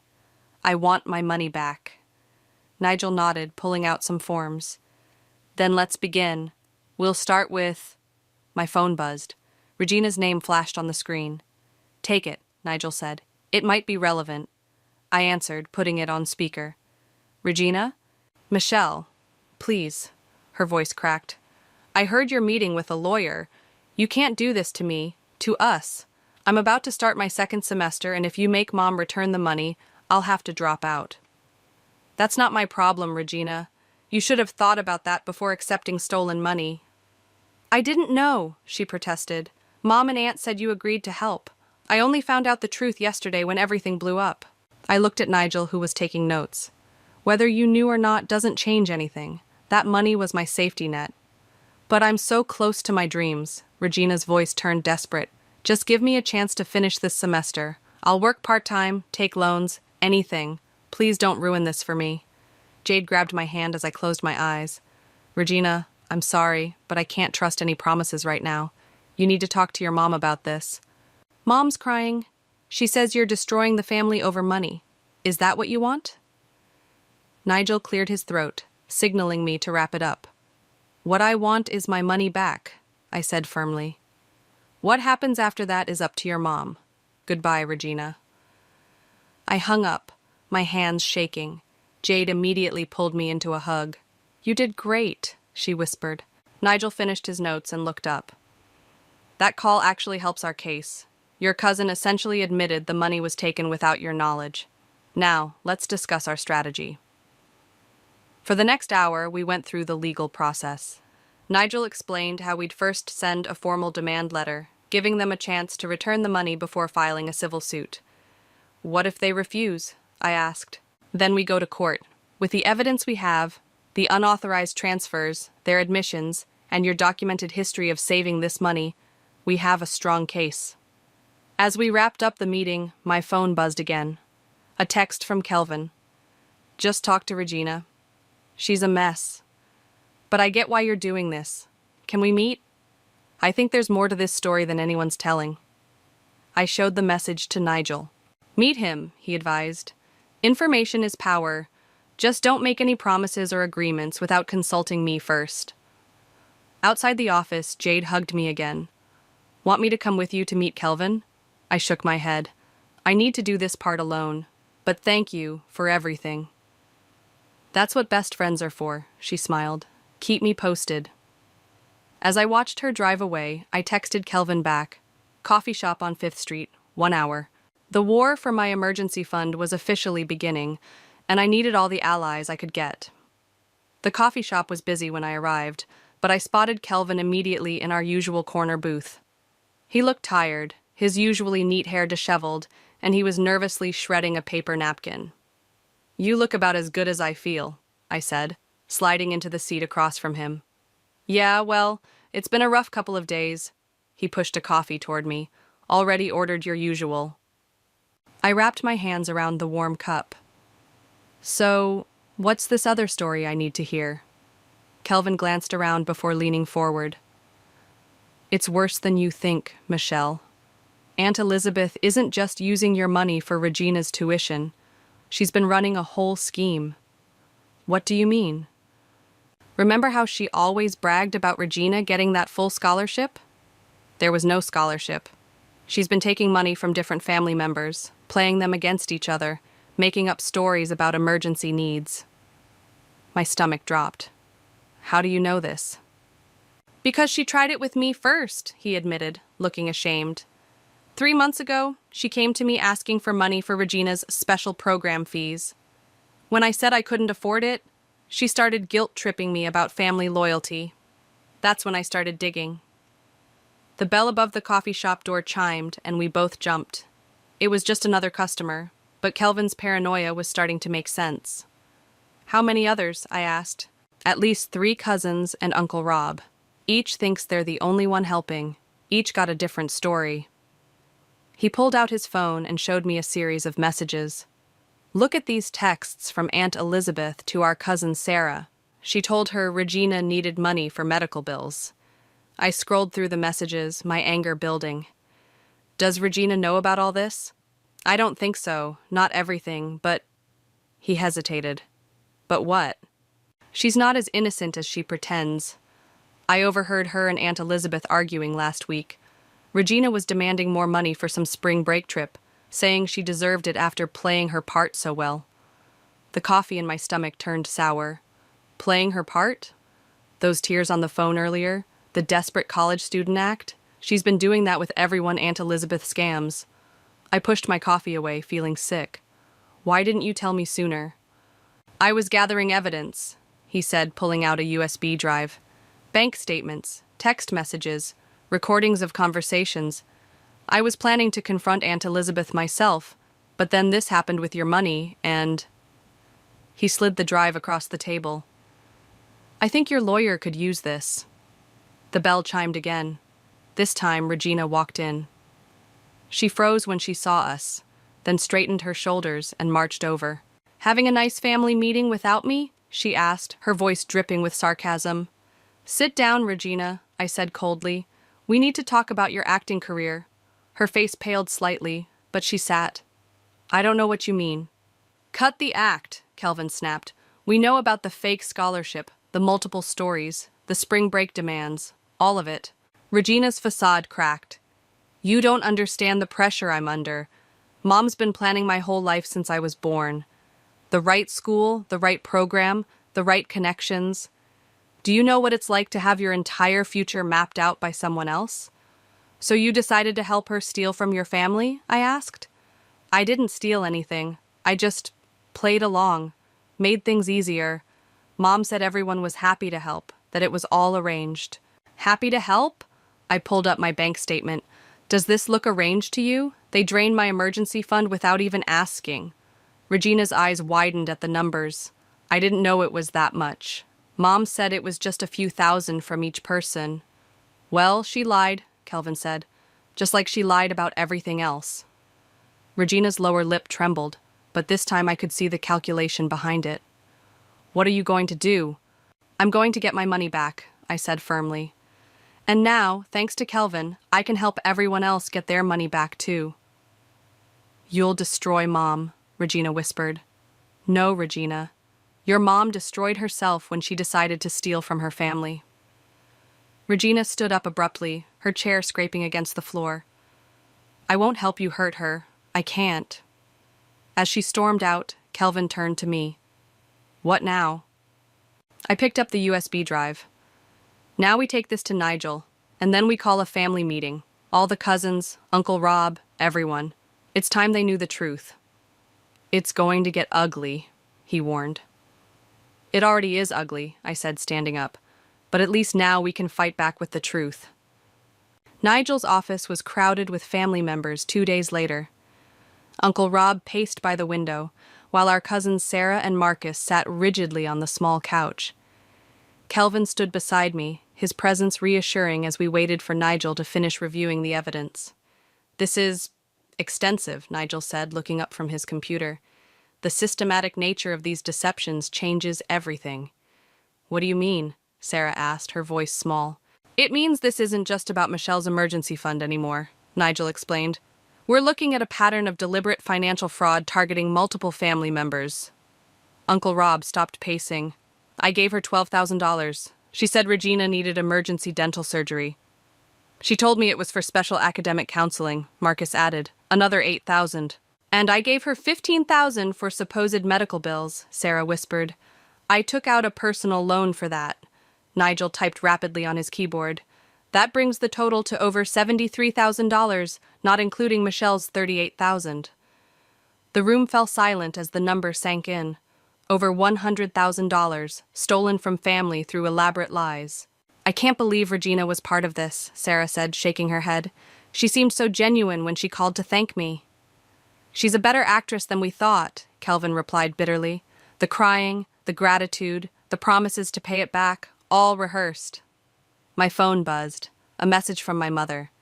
"Why are you doing this to your aunt? To Regina? We raised you better than this." I showed the message to Kelvin, who snorted. "Yeah, they raised us to be honest, except when they're the ones lying." Nigel cleared his throat. "I've prepared individual civil suits for each of you, but I recommend we present them as a united case. It strengthens our position." "What about criminal charges?" Uncle Rob asked. "That's an option, but it would mean involving the police. Are you all prepared for that possibility?" Before anyone could answer, the office door burst open. Aunt Elizabeth stood there, Regina hovering behind her. "So this is your little conspiracy meeting?" Aunt Elizabeth's voice was sharp. "Turning my own family against me? You did that yourself." I stood up, facing her. "When you decided to steal from all of us." "Steal?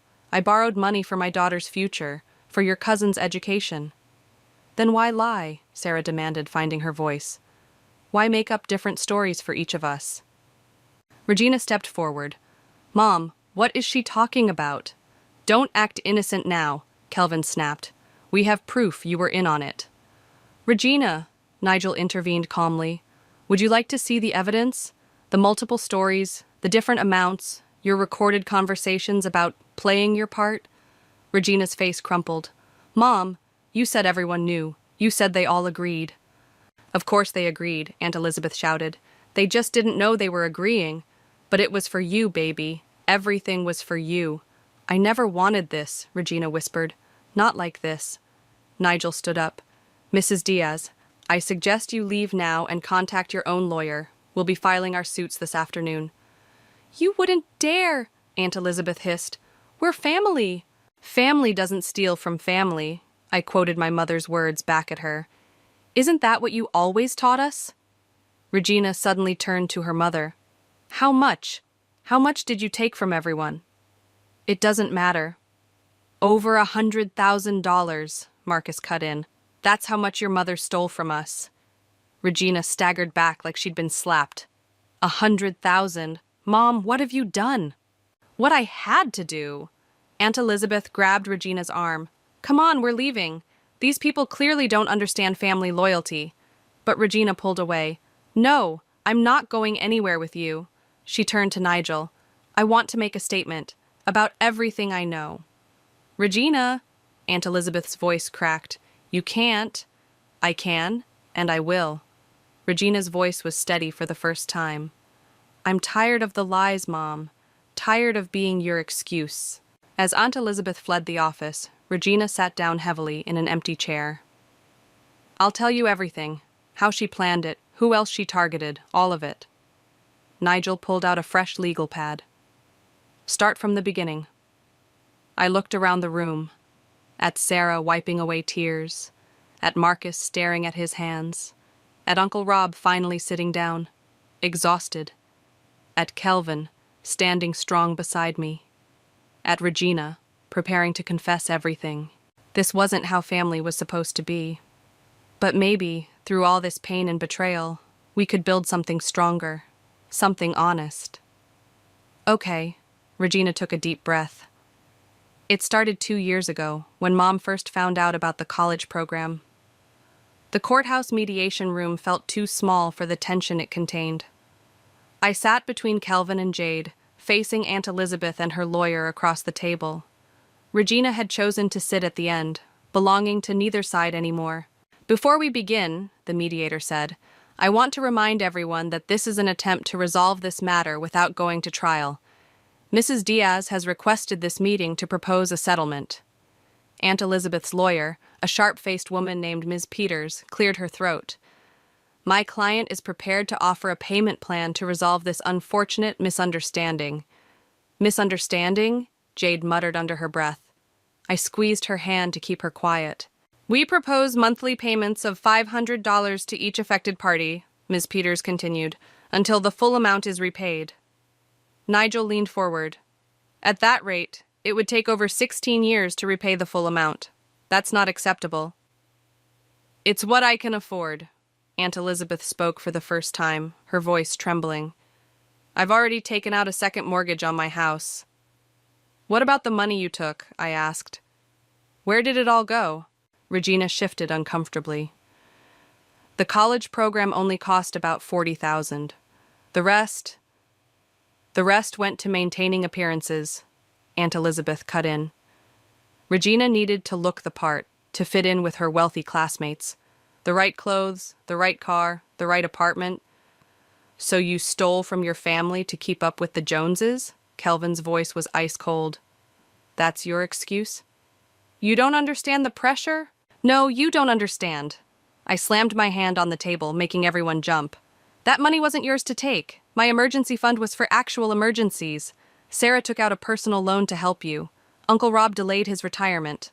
Also, Regina could have designer clothes? Regina started crying. I never knew. Mom kept saying everything was handled, that everyone was happy to help. I should have asked more questions. Yes, you should have, Jade said quietly. But you didn't want to know the truth, did you? The mediator raised her hand. Let's focus on the settlement proposal. Mrs. Diaz, do you have any other assets that could be liquidated to increase the monthly payments? Aunt Elizabeth looked at her lawyer, who nodded slightly. I have some jewelry and investments. The jewelry and investments combined are worth approximately $60,000, Ms. Peters added. Nigel consulted his notes. That would still leave over $40,000 to be repaid. I'll get a job, Regina suddenly said. A real one, not the part-time thing Mom wanted me to do for appearances. I can contribute to the payments. You don't have to, Aunt Elizabeth started. Yes, I do. Regina stood up. I benefited from this money, even if I didn't know it was stolen. I need to help make it right. The mediator nodded approvingly. That could work. If Mrs. Diaz liquidates her assets immediately and combines that with higher monthly payments from both herself and Regina, we could be repaid within 3 years, Nigel calculated, with appropriate interest. And legal fees, I added firmly. Ms. Peters whispered something to Aunt Elizabeth, who nodded tearfully. We accept these terms. I'll start liquidating everything tomorrow. There's one more condition, I said, looking directly at my aunt. You need to tell everyone the truth, not just those of us in this room, but the entire family. No more lies, no more manipulation. Michelle. No, I cut her off. That's non-negotiable. Either you come clean to everyone or we go to trial. Your choice. The room fell silent. Regina reached over and touched her mother's hand. Mom, please. We need to stop living this lie. Aunt Elizabeth seemed to deflate. Fine. I'll tell everyone everything. The next hour was spent drafting the formal agreement. As we prepared to leave, Regina caught my arm. I know it doesn't mean much now, she said, but I'm sorry. For everything. For not asking questions. For playing along. For letting this happen. I looked at her. Really looked at her. The designer clothes suddenly seemed like a costume. the expensive jewelry like chains. "What will you do now?" I asked. "Transfer to a state school. Get a real job. Start living in the real world instead of Mom's fantasy." She managed a weak smile. "Maybe become the person I want to be instead of the person she wanted me to be." As we left the courthouse, Jade linked her arm through mine. "You okay?" I watched Aunt Elizabeth and Regina walking to their car, no longer the proud, polished pair they'd once been. "I think I will be. At least now everyone knows the truth." "Truth has a way of setting things right," Kelvin said, joining us. "Even if it hurts like hell getting there." My phone buzzed. A message from my mother. "I heard what happened at mediation. Can we talk?" I showed the message to Kelvin and Jade. "One battle at a time," Jade advised. I nodded, putting my phone away. The war wasn't over, but at least now we were fighting with the truth on our side. The family gathering at Uncle Rob's house felt more like a trial than a confession. Everyone was there, cousins, aunts, uncles, even distant relatives who'd heard whispers of the scandal. Aunt Elizabeth stood in the center of the living room, looking smaller than I'd ever seen her. "I've asked you all here because I need to tell you something," she began, her voice shaking. "I've done something terrible." As she spoke, laying out her web of lies and manipulation, the reactions around the room shifted from confusion to shock to anger. My mother sat rigid beside my father, her face growing paler with each revelation. "You told me Regina needed money for medical treatments," Uncle Rob's wife said, standing up. "We emptied our vacation fund for that."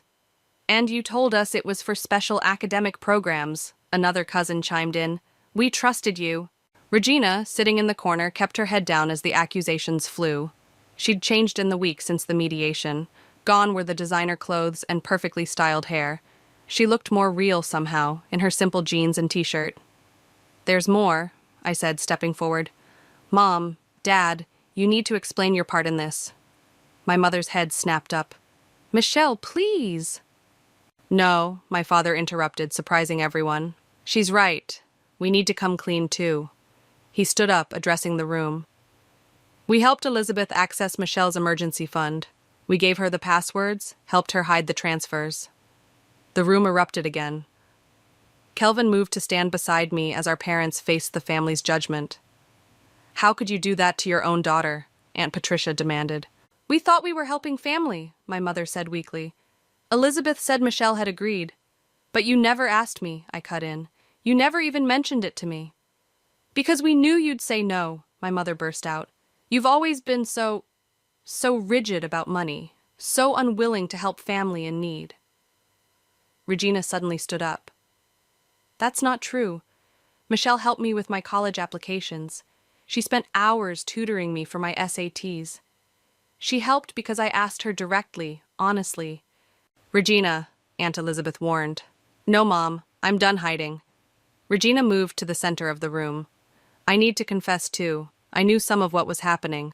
I played along, pretended to be desperate when Mom needed to convince people to give money. I'm not proud of it, but I did it." The silence that followed was deafening. "So, what happens now?" someone asked. Nigel, who'd been quietly observing from the doorway, stepped forward. "Mrs. Diaz has agreed to repay everyone through asset liquidation and a payment plan. Regina will also contribute to the repayment." "And the legal charges?" Uncle Rob asked. "We've agreed to handle this civilly, provided all terms are met," I explained, "including full transparency about everything that happened." My mother stood up suddenly. "I need to say something, too." She turned to face me, tears in her eyes. "Michelle, I betrayed your trust. I convinced myself it was okay because you're my daughter, because family helps family. But what we did, it was wrong. I'm so sorry." I wanted to stay angry, to hold on to my hurt, but seeing her there, finally acknowledging her mistake, cracked something in my chest. "I trusted you," I said quietly. "Both of you. That's what hurts the most." "We know," my father said, moving to stand beside my mother. "We'd like to make it right. We've decided to sell our vacation property to help repay your emergency fund." Aunt Elizabeth's head snapped up. "The lake house? But that's been in the family for generations." And family helps family, my father said firmly, using her own words against her. The right way this time. Regina walked over to me. I start my new job tomorrow. It's just waiting tables, but it's honest work, and I've enrolled in community college for next semester. Good for you, I said, meaning it. The rest of the evening was a blur of tears, accusations, and eventually, tentative steps toward reconciliation. As family members began to leave, each stopping to hug me or whisper apologies, Kelvin nudged my shoulder. Look, he said, pointing to where Regina and my mother were talking quietly in the corner. Think they'll be okay? Eventually, I said, once they learn to live in reality instead of fantasy. Jade, who'd been my silent support throughout the evening, squeezed my hand. You did it. You stood up for yourself and made them face the truth. We did it, I corrected her, including Kelvin in my glance. I couldn't have done this alone. As we left Uncle Rob's house, I felt lighter somehow. The money wasn't all back yet, the trust wasn't fully rebuilt, but at least now everything was in the open. Sometimes I realized that's where healing has to start.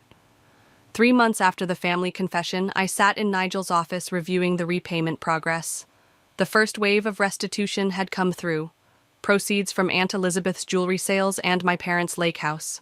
The numbers are looking good, Nigel said, sliding a document across his desk. Your emergency fund is almost halfway restored. I scanned the figures, noting the regular deposits from both Regina and Aunt Elizabeth's wages. True to her word, Regina had taken a job waiting tables and was working double shifts to contribute more. Have you heard from your parents lately? Nigel asked, closing his laptop. They come over for dinner once a week now. It's different. Better in some ways, harder in others. I traced the edge of the paper. At least they're trying. A knock at the door interrupted us. Jade poked her head in. Sorry I'm late. Traffic was awful. Perfect timing, Nigel said. We were just discussing the latest developments, including this. He pulled out another document. Aunt Elizabeth is requesting a meeting. My stomach tightened.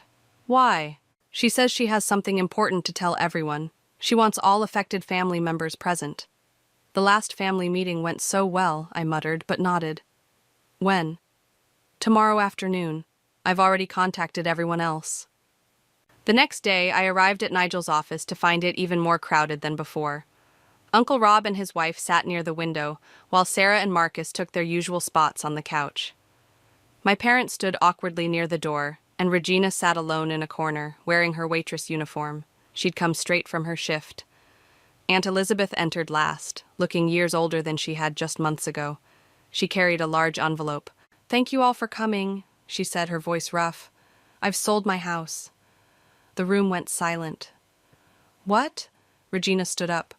Mom, where will you live? I'm moving into a small apartment. The house sale will cover most of the remaining restitution. She opened the envelope and handed papers to Nigel. The closing is next week. My mother stepped forward. Elizabeth, you don't have to... Yes, I do, Aunt Elizabeth cut her off.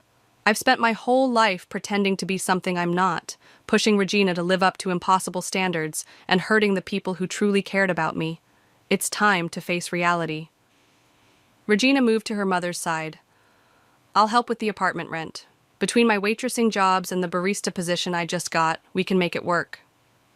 You should focus on your studies, Aunt Elizabeth protested. I am. Community college is affordable, and I'm learning more there than I ever did trying to keep up appearances at that expensive university. Nigel reviewed the house sale documents. With this, everyone could be repaid within the month, rather than over 3 years. That's what I want, Aunt Elizabeth said firmly. A clean slate. No more debts, no more lies. Uncle Rob cleared his throat. What about your retirement? I'll keep working. Maybe it's time I learned the value of honest work, like my daughter has. I watched Regina squeeze her mother's hand, saw the genuine pride in Aunt Elizabeth's eyes as she looked at her daughter in her simple work uniform. Something had shifted between them. Something real had replaced the shallow perfection they'd once pursued. There's one more thing. Aunt Elizabeth turned to me. Michelle, I owe you the biggest apology. I took advantage of your parents' trust in me, manipulated them into betraying you. I was so focused on maintaining appearances that I destroyed the real relationships in my life. We all owed Michelle an apology, my father added. And a debt that goes beyond money. I felt Jade's hand on my shoulder, steadying me as always. The money was important, I said carefully, but the trust was worth more. That's what really needed to be repaid. And has it? Aunt Elizabeth asked softly. Even a little? I looked around the room, at Regina working honest jobs to make amends, at my parents trying to rebuild our relationship one dinner at a time, at Aunt Elizabeth selling her precious house to make things right. It's getting there, I said, day by day. Nigel spent the next hour processing the house sale paperwork. As everyone prepared to leave, Regina caught up with me. I'm serving at the diner on 5th Street now, she said. If you ever want coffee, real coffee, not the overpriced stuff I used to insist on. Stop by? I smiled. I might do that. Outside, Jade linked arms with me. You okay? Yeah, I said, watching my family members disperse. All of them changed, all of them a little more real than they'd been 3 months ago. I think we all are. Sometimes I realized it takes losing everything to find out what really matters. And sometimes what you rebuild is stronger than what you lost. The last check from the house sale cleared on a sunny Tuesday morning. I stared at my restored emergency fund balance, feeling a complex mix of emotions I couldn't quite name. Want company for your coffee run? Jade asked from my apartment doorway. She knew exactly where I was heading. Regina's diner had become a regular stop in my routine, though I hadn't planned it that way. The bell chimed as we entered, and Regina looked up from wiping down a table. The usual? She called out, already reaching for coffee cups. Actually, I said, can we talk for a minute? She nodded, gesturing to an empty booth. My break's in 5 minutes. While we waited, Jade squeezed my hand. You sure about this? It feels right, I said, pulling an envelope from my purse. Regina joined us, sliding into the booth and untying her apron. Everything okay? Mom made her final payment yesterday, right? She did. I pushed the envelope across the table. That's why I wanted to talk to you. Regina opened it carefully, her eyes widening as she read the contents. This is a check for $15,000. I don't understand. It's for your education, I said. A proper loan this time, with terms and conditions all spelled out. Jade helped me draw up the paperwork. But why? Regina's voice cracked. After everything? Because you proved something to me these past few months. Working double shifts, living honestly, owning up to your mistakes. You've changed. We all have, she whispered, touching the check gently. The loan has real terms, Jade added, pulling out a document. Regular payments, reasonable interest, everything in writing. No shortcuts, no manipulation. Regina straightened her shoulders. I'll pay back every penny, the right way this time. I know you will, I said. That's why I'm offering it. The diner's door chimed again. Aunt Elizabeth walked in, looking different in her new waitress uniform from the budget restaurant where she'd found work. Mom, Regina called out, look what Michelle's offering. Aunt Elizabeth approached our booth cautiously. When Regina showed her the check and paperwork, she started to cry. After everything we did, she began. That's exactly why, I cut in. Because you both showed me that people can change. Real change, not just promises. We have family dinner at my new apartment this Sunday, Aunt Elizabeth said hesitantly. Would you come? Both of you? She added, including Jade. I glanced at Jade, who nodded slightly. We'll be there. It's not fancy, Regina added quickly. Just home-cooked food and honest conversation. Mom's learning to make lasagna. Learning is a generous word, Aunt Elizabeth laughed, wiping her eyes. But I'm trying. That's all any of us can do, I said, standing up. Try to be better than we were yesterday. As we prepared to leave, Regina hugged me tightly. Thank you. Not just for the loan, but for showing me what real strength looks like. Outside, Jade looped her arm through mine. You know what the best revenge is? Living well? No, she grinned. Watching the people who hurt you become better people because of the boundaries you set. My phone buzzed. A message from Kelvin. Mom's asking if you're still coming to dinner tonight. She's finally going to teach us her secret recipe. I smiled, showing Jade the message. My relationship with my parents was still healing, but like Regina's lasagna, we were learning, one honest conversation at a time. You know, I said, when I first discovered the theft, I thought my family was destroyed forever. I never imagined we'd end up here. Here being, in a better place than where we started, more honest, more real. We reached my car, but I paused before getting in. Through the diner window, I could see Regina showing Aunt Elizabeth the loan paperwork, both of them smiling through tears. In a few hours, I'd be in my parents' kitchen, learning family recipes and building new trust. On Sunday, we'd crowd into Aunt Elizabeth's small apartment, eating imperfect lasagna and sharing honest conversations. My emergency fund was finally restored, but I'd gained something worth far more, a family that had learned the hard way that love without honesty isn't really love at all. Ready to go? Jade asked. Yeah, I said, starting the car. I'm ready for whatever comes next. Because that's the thing about family. Sometimes it has to break completely before it can be rebuilt into something stronger, something true. And sometimes the deepest wounds, when healed properly, leave us with the greatest strength. I pulled away from the curb, leaving the diner behind, but carrying its lessons forward. The future wasn't certain, but at least now it was real. And that made all the difference. The blue glow of my laptop screen illuminated my face as I sat cross-legged on my apartment floor at 3 a.m., surrounded by empty coffee cups and scattered sticky notes. Another successful code deployment, another step closer to my secret empire. I'm Nina, and I've been living a double life for the past 3 years. My phone buzzed. Dad. Again. Nina, where are those quarterly projections? The board meetings in 4 hours. His voice carried that familiar edge of disappointment. Just finishing them now, I lied, quickly minimizing my startup's dashboard and pulling up the family business spreadsheets. You'll have them in 20 minutes. Make it 10, and don't forget the strategy meeting at 9. Before I could respond, he hung up. Typical Mason Clayton, all business, no pleasantries, even with his own daughter. I rubbed my eyes and switched screens again, sending a quick message to my development team in Singapore.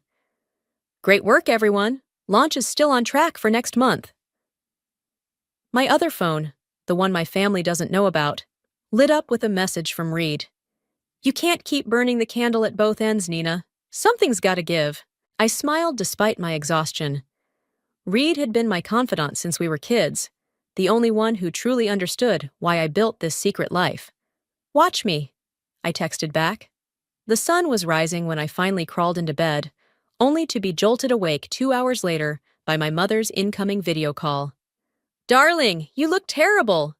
Desiree's perfectly made-up face filled my screen. Have you been staying up late again? You know how important family breakfast is to your father. Sorry, Mom. Lost track of time working on those projections. Well, at least you're dedicated to the business, unlike last month when you missed that crucial supplier meeting. Her guilt trip arrows always hit their mark. Tatum had to handle it alone, poor thing. I bit back a retort about Tatum's supposed competence. My sister, the golden child, who'd never questioned our parents' plans for our lives. I'll be there in 30 minutes, I promised, already heading to the shower. The Clayton Textiles building loomed over me as I pulled into the parking lot. My real office, the one where my tech company was revolutionizing supply chain management, was a modern co-working space downtown. This place, with its dated architecture and fading sign, felt like a prison. There's my little sister, Tatum called out as I entered the conference room. Finally decided to grace us with your presence? I forced a smile, taking my seat beside Paxton, our business consultant, who gave me a knowing look.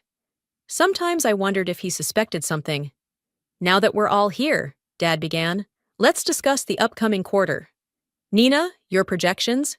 I connected my laptop and presented the numbers I'd prepared in those precious 10 minutes before dawn. Graphs, forecasts, all carefully crafted to show modest improvement while hiding how much I'd actually been helping behind the scenes with my tech expertise. These numbers seem optimistic, Tatum challenged, leaning forward. What's your basis for this growth projection? Before I could respond, my other phone vibrated in my pocket. Harper, my biggest investor, was calling. I ignored it, but my heart raced. Harper never called unless it was important. The Asian market is showing promising signs, I explained, keeping my voice steady. If we implement the new inventory management system I proposed. More technology? Dad interrupted, shaking his head. Nina, we've discussed this. Our business was built on relationships, not computers. I gripped my pen tighter, thinking of my own company's valuation, now approaching 9 figures. All built on the very technology my father dismissed. The meeting dragged on, and I felt my other phone buzzing persistently. Finally, I excused myself to the bathroom and called Harper back. Nina, where have you been? The Series B investors are ready to move. They want to meet tomorrow. My heart stopped. This was it, the opportunity we'd been working toward.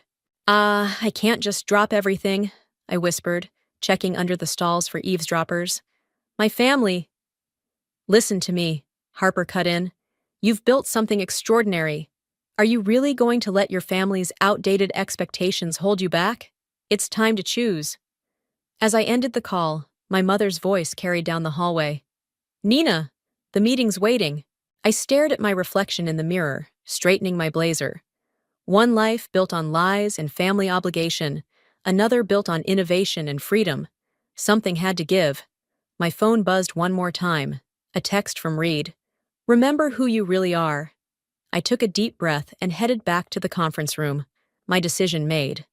Soon, they'd all know exactly who I really was. The next morning, I arrived early at Clayton Textiles, knowing Dad had called an emergency family meeting. The familiar scent of coffee and leather couldn't mask the tension in the air as I pushed open his office door. Right on time, Dad said, not looking up from his papers. Take a seat. Tatum was already there, perfectly poised in her designer suit. Mom sat beside her, both of them wearing identical expressions of superiority that made my skin crawl. I've been thinking about the future of this company, Dad began, finally meeting my eyes. And it's time we discussed succession planning. My phone buzzed in my pocket. Probably Harper about the investors' meeting I was missing. I silenced it without looking. Nina, you've shown remarkable improvement lately. Those projections yesterday. He paused, shuffling papers on his desk. They made me realize you might be ready for more responsibility. Tatum's sharp intake of breath didn't go unnoticed. Dad, we discussed this. I'm the one who's been here consistently. And you'll remain COO. He cut her off. But Nina has a fresh perspective we need. I'm appointing her as Director of Operations, effective immediately. The irony wasn't lost on me. After years of dismissing my ideas, he was finally offering me power, just as I was ready to reveal my separate life. Mason, are you sure? Mom's perfectly manicured hand reached for his arm. Nina's been so distracted lately. I've noticed her dedication, Paxton spoke up from the corner where he'd been quietly observing. I hadn't even noticed him come in. She's brought some innovative solutions to our inventory problems. If they only knew those innovative solutions came from my own company's software. What do you say, Nina? Dad leaned forward, his expression earnest for once. This is your chance to prove yourself to the family. My phone buzzed again. This time I glanced down. Reed. Harper says the investors won't wait. It's now or never. I started, then caught Tatum's glare. Can I have 24 hours to think about it? Dad's face darkened. This isn't a negotiation, Nina. This is your birthright, your responsibility. Responsibility? I couldn't help but laugh. Like when you shut down my tech proposals 3 years ago, or when you said computers would never replace handshakes. Here we go again. Tatum rolled her eyes. Nina's Teenage Rebellion, Part 2. I'm not a teenager anymore, I shot back, standing up. And maybe I have other plans. Other plans? Mom's voice dripped with concern. Darling, what could be more important than family? My phone buzzed a third time. Harper now. Investors are asking questions. Should I tell them you're not coming? Nina. Dad's voice softened dangerously. Think very carefully about your next move. This company has supported our family for 3 generations. Paxton cleared his throat. If I may, Nina's technical expertise could be exactly what Clayton Textiles needs right now. The market is changing. Stay out of this, Tatum snapped. This is family business. I looked at each of them. Dad's stern expectation, Mom's manipulative concern, Tatum's barely concealed hostility. Then I thought about my own company, my team waiting for leadership, the investors ready to take us global. I'll do it, I heard myself say. Excellent! Dad stood up, reaching for the contracts he'd obviously prepared in advance. Sign here and… On one condition, I interrupted. I need 3 days to prepare. Then I want to present my complete vision for the company's future at the board meeting. Tatum scoffed. Since when do you make conditions? Let her speak, Paxton interjected, earning another glare from my sister. Dad studied me carefully.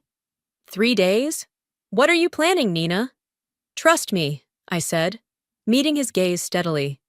You'll want to hear what I have to say. As I left the office, Reed was waiting in the lobby. Well?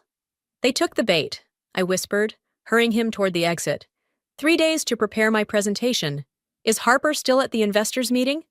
Stalling them as we speak, he grinned. Ready to blow their minds? More than ready. I checked my watch. Let's go show those investors what we've built. Then we'll show my family exactly what they've been missing. Nina! Tatum's voice rang out behind us. I turned to see her striding across the lobby. Whatever you're planning, don't you dare embarrass this family. I smiled sweetly. Wouldn't dream of it, sis. See you at the board meeting. As Reed and I stepped into the elevator, I caught Paxton watching us with intense interest.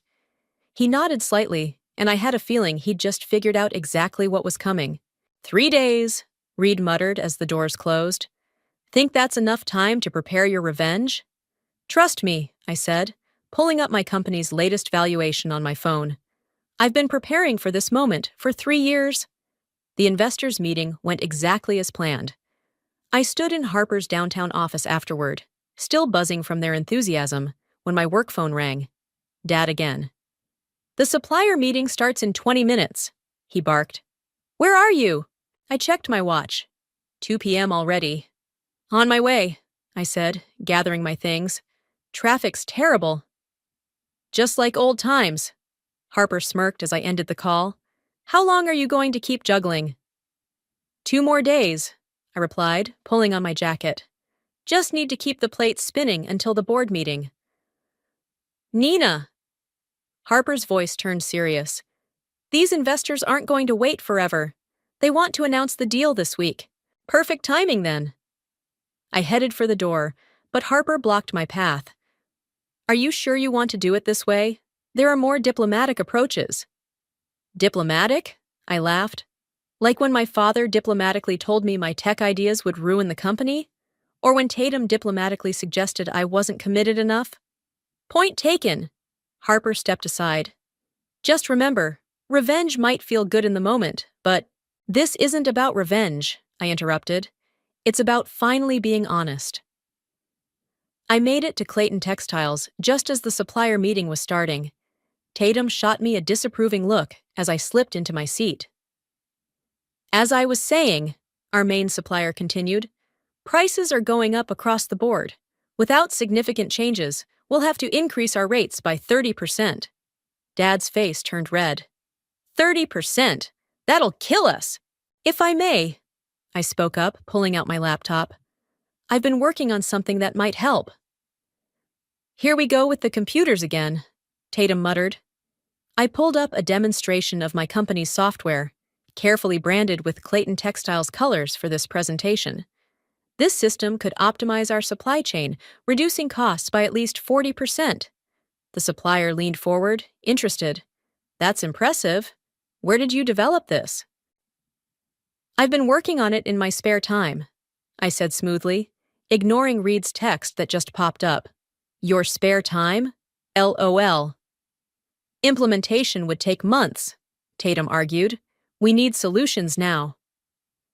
Actually, Paxton spoke up from the corner, I've seen similar systems deployed in weeks. Nina, this is remarkably sophisticated for a side project. I met his knowing gaze. He definitely suspected something.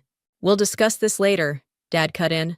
Right now, we need to focus on immediate solutions. My other phone buzzed. A message from my development team about a critical bug fix needed before the board meeting. I had to get out of there. Excuse me, I stood up. Emergency call I have to take. Sit down, Dad commanded. Whatever it is can wait. It really can't. I gathered my things. But I've left detailed notes about potential cost-saving measures on your desk. As I hurried out, I heard Tatum. See what I mean about commitment? I found an empty conference room and pulled out my other laptop. 20 minutes into debugging with my team, the door opened. Paxton. Interesting software you showed in there, he said, closing the door behind him. Reminds me of something I saw at a tech conference last month. Something from a promising startup. I kept typing. Really? What startup? I think you know exactly which one. He sat down across from me. The question is, does your family? I finally looked up. Are you going to tell them? That's not my place. He leaned back. But Nina, they're going to find out soon enough. This company is in trouble, more than they're admitting. Your father's pride won't let him see it, but we need exactly the kind of innovation you're bringing. Just not from me, right? I closed my laptop. Not from the rebellious daughter? You might be surprised. Paxton stood up. Your father assigned me to evaluate the company's future viability. My report is due at the board meeting, the same meeting where you're presenting. My phone buzzed again. Harper. Investors are ready to sign. Need you here ASAP. Look, I said to Paxton, whatever you think you know. I know you're trying to help in your own way. He headed for the door. Just make sure your revenge doesn't burn bridges you might need later. After he left, I called Reed. We might have a problem. Paxton knows. How much? Enough to be dangerous. I started packing up my things. But maybe also enough to be useful. Nina? Reed's voice was cautious. What are you thinking? I smiled, a new plan forming. I'm thinking it's time to adjust our presentation for the board meeting. How quickly can you get me the company's complete financial records? The ones showing how your software secretly saved them millions last year? Already on it. Perfect. I headed for the elevator, ignoring another missed call from Dad. Time to show them exactly how much they need the daughter they've been dismissing. The day before the board meeting, everything started unraveling. I sat in my startup's office, rehearsing my presentation with Harper, when both my phones exploded with notifications. Nina, emergency at the factory! Tatum's voice crackled through one speaker. The new shipment is completely wrong, and the client's threatening to pull their biggest order. Before I could respond, my other phone rang, my lead developer. Boss, the server's down. We need to postpone tomorrow's launch. I pressed my fingers to my temples. How long to fix it? 8 hours minimum. We need you here. Harper watched me with concern as I ended the call. The board meeting's tomorrow. You can't be in two places at once. Watch me. I grabbed my laptop. I can handle the server issue remotely while... My mother burst into the office. I froze. How did she even know where to find me? Nina, thank goodness! She looked around the modern space with obvious distaste. What is this place? Never mind. You need to come home right now. Your father's called an emergency family dinner. Mom, I'm in the middle of... No excuses! She grabbed my arm. The Wellington order is about to collapse. 3 generations of business relationships at stake. And here you are, playing with computers in some startup incubator? Harper stepped forward. Mrs. Clayton, Nina is in an important... And who might you be? Mom's eyes narrowed. Harper James. I'm Nina's business associate. I cut in quickly. Mom, give me 5 minutes to wrap up here. 3 minutes? She snapped. I'm waiting in the car. After she left, Harper turned to me. This is getting out of hand. I know. I started packing up, but I just need to hold it together until tomorrow. Your mother showing up here changes things. What if she tells your father? My developer called again. Boss, we're losing clients by the minute. I ended the call and looked at Harper desperately. Can you handle the server crisis? Just until I deal with this family thing? Nina, she warned, you're about to lose everything you've built here. I'll lose everything either way if I don't show up tonight. I headed for the door. Just keep it running for a few hours. The family dinner was exactly the ambush I expected. Dad sat at the head of the table, face like thunder. Tatum paced behind him. The Wellington order represents 30% of our annual revenue. Dad began without preamble. Where were you? Working on a solution, I replied, pulling out my laptop. If we implement the new system, enough! He slammed his hand on the table. This isn't about computers, Nina. This is about loyalty, about family. Mason, Mom touched his arm. Remember your blood pressure. Blood pressure? Tatum scoffed. What about our blood? Our family name? While I've been trying to save the Wellington account, Nina's been playing entrepreneur in some startup office. My phone buzzed. Harper. Server crisis worse. Need decision now. Nina, Dad's voice softened dangerously. Tomorrow you're presenting to the board, showing them you're ready to help lead this company. But right now, I'm not sure you understand what that means. I understand perfectly, I stood up. And tomorrow, you'll understand too. Sit down. Mom's voice cracked like a whip. You ungrateful child. After everything we've sacrificed for you. Sacrificed? I laughed. You mean like sacrificing my dreams? My ambitions? Everything I wanted to build? The only thing you're building, Tatum spat, is a case for why you don't deserve any part of this company. My phone buzzed again. Read this time. Investors getting nervous about tomorrow. Harper can't hold them much longer. Nina, Dad stood up slowly. Whatever you're planning for tomorrow's presentation, remember this. You're a Clayton. That means something in this industry. You're right, Dad. I gathered my things. It does mean something, and tomorrow you'll find out exactly what. If you walk out that door, Mom called after me, don't bother coming to the board meeting. I turned back one last time. Oh, I'll be there, and I promise you, it's going to be a presentation none of you will ever forget. In my car, I called Harper. How bad is the server situation? Bad, but fixable if you come now. I started the engine. I'll be there in 10 minutes. And Harper, call the investors. Tell them tomorrow's show is going to be even better than they expected. What are you planning? I smiled, thinking of my family's faces around that dinner table. They want to talk about loyalty? Fine. Tomorrow they'll learn what happens when you push away the one person who could have saved everything. Nina, Harper's voice was worried. Don't let anger drive this. It's not anger anymore, I replied, pulling onto the highway. It's justice. The morning of the board meeting, I arrived an hour early to set up. The server crisis had kept me up all night, but adrenaline coursed through my veins as I connected my laptop to the projector. Need help with that? Reed's voice made me jump. What are you doing here? I whispered, glancing at the door. Moral support. He handed me a coffee. Also, Harper sent me. The investors are in the building. What? I nearly dropped my laptop. They're supposed to be at our office. They wanted to see the whole show. He grinned. Can't blame them. It's not every day they get to witness a corporate coup. It's not a coup, I protested. It's... Well. Tatum's voice cut through the room. Secret meetings before the big presentation? She stood in the doorway, arms crossed. Behind her, Paxton appeared, carrying his own stack of documents. Just getting set up, I said smoothly. Reed was helping with the tech. Of course he was. Tatum's eyes narrowed. Always hiding behind computers, aren't you, Nina? Just like when we were kids and you'd lock yourself in your room with your precious coding books. Those coding books built something pretty impressive, Reed shot back. Maybe if you'd paid attention. Reed, I warned. Not now. Paxton cleared his throat. The board members are arriving. And Nina, your parents are looking for you. I found them in Dad's office. Mom was adjusting his tie while he reviewed his notes. There you are, Mom said. Darling, about last night. Save it. I held up my hand.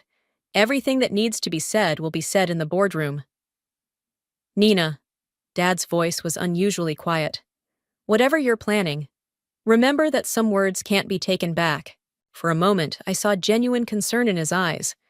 But then I remembered all the times he'd dismissed my ideas, all the years of manipulation and control. I remember everything, Dad. That's the problem. The boardroom filled quickly. Ancient Mr. Patterson, who'd known my grandfather. Sarah from legal, looking nervous. The Wellington client representatives, there to discuss the troubled order. And in the back, trying to be inconspicuous, Harper and the investors. Before we begin, Dad stood at the head of the table. I want to announce some changes. My daughter Nina has agreed to take on a larger role in our company's future. Polite applause. Tatum's face could have curdled milk. And now, he continued, Nina will present her vision for modernizing our operations. I connected my laptop, heart pounding. On my screen, 2 presentations waited. The safe one they expected, and the truth they never saw coming. Actually, I said, standing up, I'd like to start with some numbers you need to see. I clicked, and gasps filled the room. On the screen, Clayton Textile's real financial situation appeared. The losses, the outdated systems, the failing contracts. And next to it, the revenue that had been secretly generated by my software over the past year. What is this? Dad demanded. This, I clicked again, revealing my company's logo, is how your daughter's little computer hobby has been keeping your company alive. The room erupted. Tatum jumped to her feet, Mom pressed a hand to her chest, and the board members started whispering furiously. You see, I continued over the chaos, while you were clinging to handshakes and tradition, I built something that's about to revolutionize the entire industry. And those improvements you've been praising in our supply chain, that was all my software, my company. Your company? Dad's face had gone pale. Harper stood up in the back. Perhaps this is a good time to introduce myself properly. Harper James, lead investor in Nina's technology firm, currently valued at, she named a number that made Mr. Patterson drop his coffee cup. Impossible, Tatum sputtered. You've been here working for us. No, I corrected her. I've been saving you. But now it's time to decide. Does Clayton Textiles want to enter the modern age as a partner in my success, or stick to its outdated ways and fade into irrelevance? Partner? Dad's voice was dangerous. You dare to come in here and— Mason, Paxton interrupted, standing up. I think you should look at these numbers carefully. What Nina's built, it's extraordinary, and exactly what this company needs. The Wellington representatives were nodding. Even Sarah looked impressed. So, I faced my father directly. What's it going to be? Partnership or pride? The room fell silent. In that moment, as my father stared at the evidence of his daughter's secret success, I finally felt the weight of 3 years of deception lift from my shoulders. Reed squeezed my hand under the table as Dad slowly sat down, looking at the numbers again. Tell us more, he said finally, his voice rough. Tell us everything. Everything, I smiled, clicking to the next slide. Let's start with how my software saved the Wellington account 3 times this year alone. That's a lie, Tatum shot up again. I handled those crisis situations myself. Did you? I pulled up the data. Or did you follow the suggestions that mysteriously appeared in your inbox? The ones that always seemed to solve the problem? The Wellington representatives leaned forward, interested. Is this true, Tatum? Before she could respond, I continued. My software detected supply chain issues weeks before they became critical. Every time Tatum saved the day, it was because my system had already identified the solution. Enough! Dad's fist hit the table. You've made your point about the technology, but this deception, this secret company, deception! Harper stood again. Nina's company is one of the fastest growing tech startups in the industry. Your daughter is a CEO who's revolutionizing supply chain management while simultaneously keeping your company afloat. Most parents would be proud. Proud? Mom's voice cracked.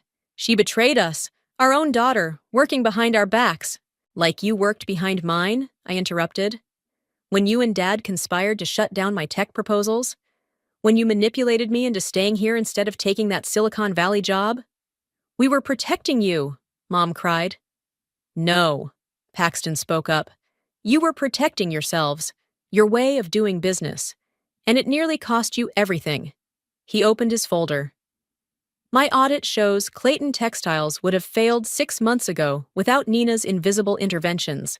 The board members started murmuring again. Mr. Patterson looked like he might faint. Show them the Wellington numbers, Reed suggested quietly. I clicked to the next slide. This is what your order fulfillment looked like before my software. Red lines and failing metrics filled the screen. And this is after. The transformation was dramatic. Remarkable, one of the Wellington reps breathed. We'd actually been considering moving our business elsewhere until these recent improvements. You see, Dad? I faced him directly. Everything you fought against, the technology, the innovation, the change, it's what saved your legacy. I just had to do it in secret because you wouldn't listen. I'm listening now, he said quietly. Are you? I challenged. Because here's what happens next. My investors are ready to take my company public. We're valued at 9 figures and growing. Clayton Textiles can either merge with us as a subsidiary, implementing our technology officially, or what? Tatum demanded. Or we pull our software out completely, see how well you do without it. The room erupted again. Board members shouting, Mom nearly fainting, Tatum turning purple with rage. You wouldn't dare, she hissed. This is your family. Watch me. I pulled up the kill switch screen on my laptop. 1 click, and everything goes back to your old systems. Think you can handle that Wellington order without my tech? The Wellington reps shifted uncomfortably. Mason, Paxton interjected. This is actually a tremendous opportunity. Nina's offering a way to modernize the company while keeping it in the family. Just not in the way we expected. Dad stood up slowly, all eyes on him. He walked to the window, staring out at the city where his father had built this company from nothing. All those late nights, he said finally, the missed family dinners, the emergency calls. You weren't being irresponsible. No, I said softly. I was building something important, something that could save both our legacies. He turned back to face me. And now you're giving us an ultimatum. I'm giving you a choice, I corrected. The same choice you never gave me. Harper stepped forward with a contract. The terms are fair, more than fair, actually. Clayton Textiles retains its name and core business while gaining access to cutting-edge technology and a significant stake in a rapidly growing tech company. Dad took the contract, studying it. The room held its breath. Nina, he said finally, you've turned into quite the businesswoman. I learned from the best, I replied, even if I had to do it my own way. He picked up a pen, then paused. 1 condition. What's that? You explain to me, in detail, exactly how you pulled this off. Because clearly, he actually smiled slightly. I have a lot to learn from my daughter. I glanced at Tatum, who looked like she'd swallowed a lemon, then at Mom, who was dabbing her eyes with a handkerchief. Deal, I said, extending my hand. Dad looked at my offered handshake, then at the contract, then back at me. No, he said, putting down the pen. Not with a handshake this time. My heart sank. This time, he continued, walking around the table, I think my daughter deserves a hug. The next morning, I sat in my father's office, our office now, surrounded by boxes of financial records. The merger paperwork was spread across the desk, waiting for final signatures. So this line of code here, Dad pointed at my laptop screen, that's what caught the shipping errors? Before they even happened, I explained. The AI predicts problems based on historical data. Fascinating. He actually looked impressed. And you built all this yourself? She had help, Reed said, walking in with coffee, though she'll never admit it. Reed, Dad acknowledged him with a nod. I suppose I owe you an apology, too. All those times I thought you were a bad influence. I was, Reed grinned. Just not in the way you thought. The door burst open. Tatum stormed in, waving papers.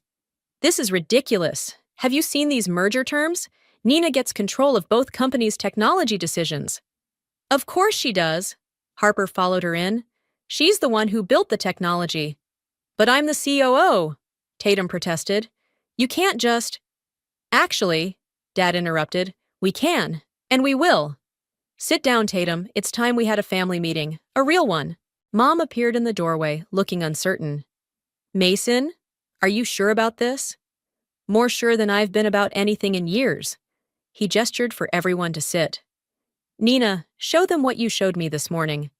I pulled up our real-time analytics dashboard. This is Clayton Textiles right now. Every order, every shipment, every potential problem tracked and solved automatically. But where's the personal touch? Mom asked. The relationships your father built? Right here. I clicked to another screen. The software doesn't replace relationships, it strengthens them. Watch this. I demonstrated how the system had flagged a potential issue with a long-time customer and automatically suggested solutions based on their 30-year history with us. That's actually impressive, Tatum admitted reluctantly. It gets better, Reed added. Show them the expansion projections. I pulled up the growth forecast. Even Harper let out a low whistle. She hadn't seen these numbers yet. With the merger, I explained, we can scale both companies simultaneously. Clayton Textiles becomes the perfect test case for my software, and the software makes Clayton Textiles an industry leader in modernization. But what about my role? Tatum asked, quieter now. You know this industry better than anyone, I said. I need that knowledge. The software can predict problems, but it takes human expertise to implement solutions. That's where you come in. You mean, work together? Shocking concept, isn't it? Reed muttered. Harper elbowed him. Listen, Dad stood up. I made a mistake years ago.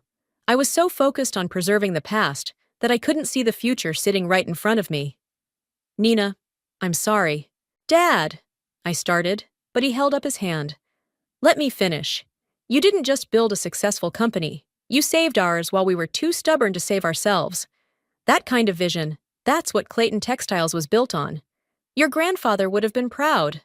Mom dabbed at her eyes. But all the sneaking around, the secrets.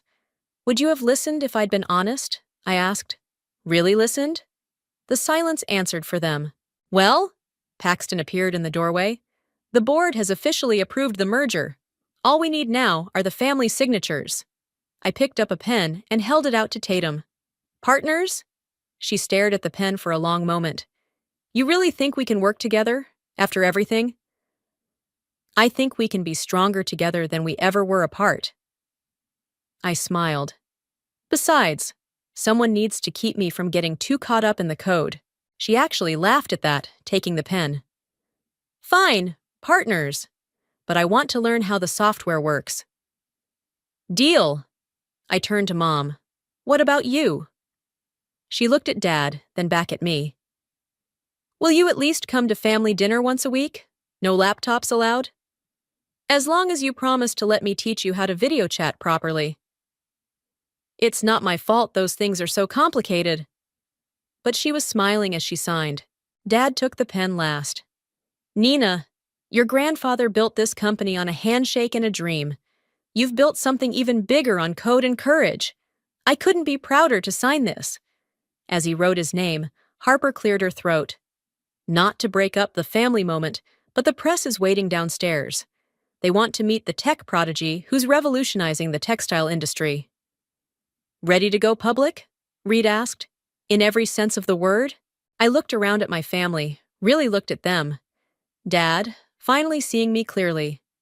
Mom, trying to hide her pride. Tatum, already studying the software manual. This wasn't the revenge I'd planned. It was something better. Actually, I said, I think we should do this together, as a family. Together, Dad agreed, putting his arm around me. It's about time. The press conference ended with thunderous applause. As cameras flashed and reporters shouted questions, I felt Dad's steady hand on my shoulder. "And that's how you handle the media," he whispered, guiding me off the stage. "Though I have to admit, you didn't need much coaching." "She's a natural," Harper called from the sidelines. "The investors are ecstatic. Stock's already up 12%. In the green room, Tatum was glued to her tablet, watching our numbers climb. "This is insane. We've gotten more orders in the past hour than we usually get in a month." "Can the software handle it?" Mom asked, trying to sound casual while obviously still struggling with the technical aspects. "Watch this," I said, pulling up the dashboard on the big screen. "See how it's already adjusting production schedules, reallocating resources." "In English, please," Mom sighed. "It means yes," Reed translated, making everyone laugh. Paxton knocked on the door. "The Wellington representatives are here. They want to discuss expanding their contract." "Send them in," Dad started, but I held up my hand. "Actually, Tatum should handle this one. She knows their account better than anyone." Tatum looked up, surprised. "Really?" "Really. The software can crunch the numbers, but you know the people. That's what makes this work." She straightened her jacket, a hint of her old confidence returning. "Well, I did handle their account for 5 years. Go," I nudged her. "Show them what the new Clayton Textiles can do." As she left with Paxton, Dad turned to me. "You didn't have to do that." "Yes, I did. This only works if we all play to our strengths." "Speaking of strengths," Harper interrupted, "we should discuss the Tokyo expansion. Their market is perfect for—" "No business talk," Mom declared. "We're having a family dinner tonight. A proper one, Nina promised." "Did I?" I grinned. "You did," Reed confirmed. "And I'm invited this time. Your mom specifically said so." "Only because you promised to teach me how to use that cloud thing," Mom said primly. "It's just called the cloud, Mom. Not that cloud thing." "Whatever it's called, I want to learn. If my daughters can run a tech empire, surely I can figure out how to save a file." Dad checked his phone. "Tatum just closed the Wellington deal. They're tripling their order." "The software can handle it," I assured him. "I know it can." He put his phone away. "Because my daughter built it." Harper cleared her throat. "Not to interrupt the family moment, but there's one more thing we need to discuss. The Silicon Valley office?" "Can wait until tomorrow," I finished.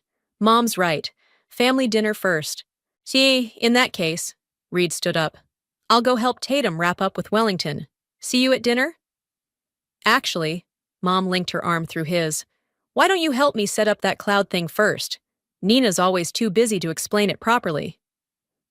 As they left, Dad turned to me. "You know, I kept all your old coding books, the ones from when you were a teenager. Found them in the attic last night." "You kept them?" "Of course I did. Even when I was fighting against your dreams, part of me knew you were meant for something bigger than what I had planned." "Dad!" "Let me finish. I spent so many years trying to preserve what my father built that I almost destroyed my daughter's future. Can you forgive me for that?" I hugged him, breathing in the familiar scent of his aftershave. "Already have." "Good." He pulled back, eyes suspiciously bright. "Because I'm going to need a lot of help understanding all this tech stuff, starting with why my phone keeps telling me I'm out of cloud storage." "Not you too," I groaned. "Between you and Mom."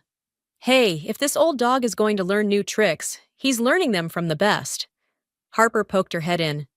"Sorry to interrupt, but Tatum's looking for you both. Something about Mom trying to upload her entire photo collection to a group chat?"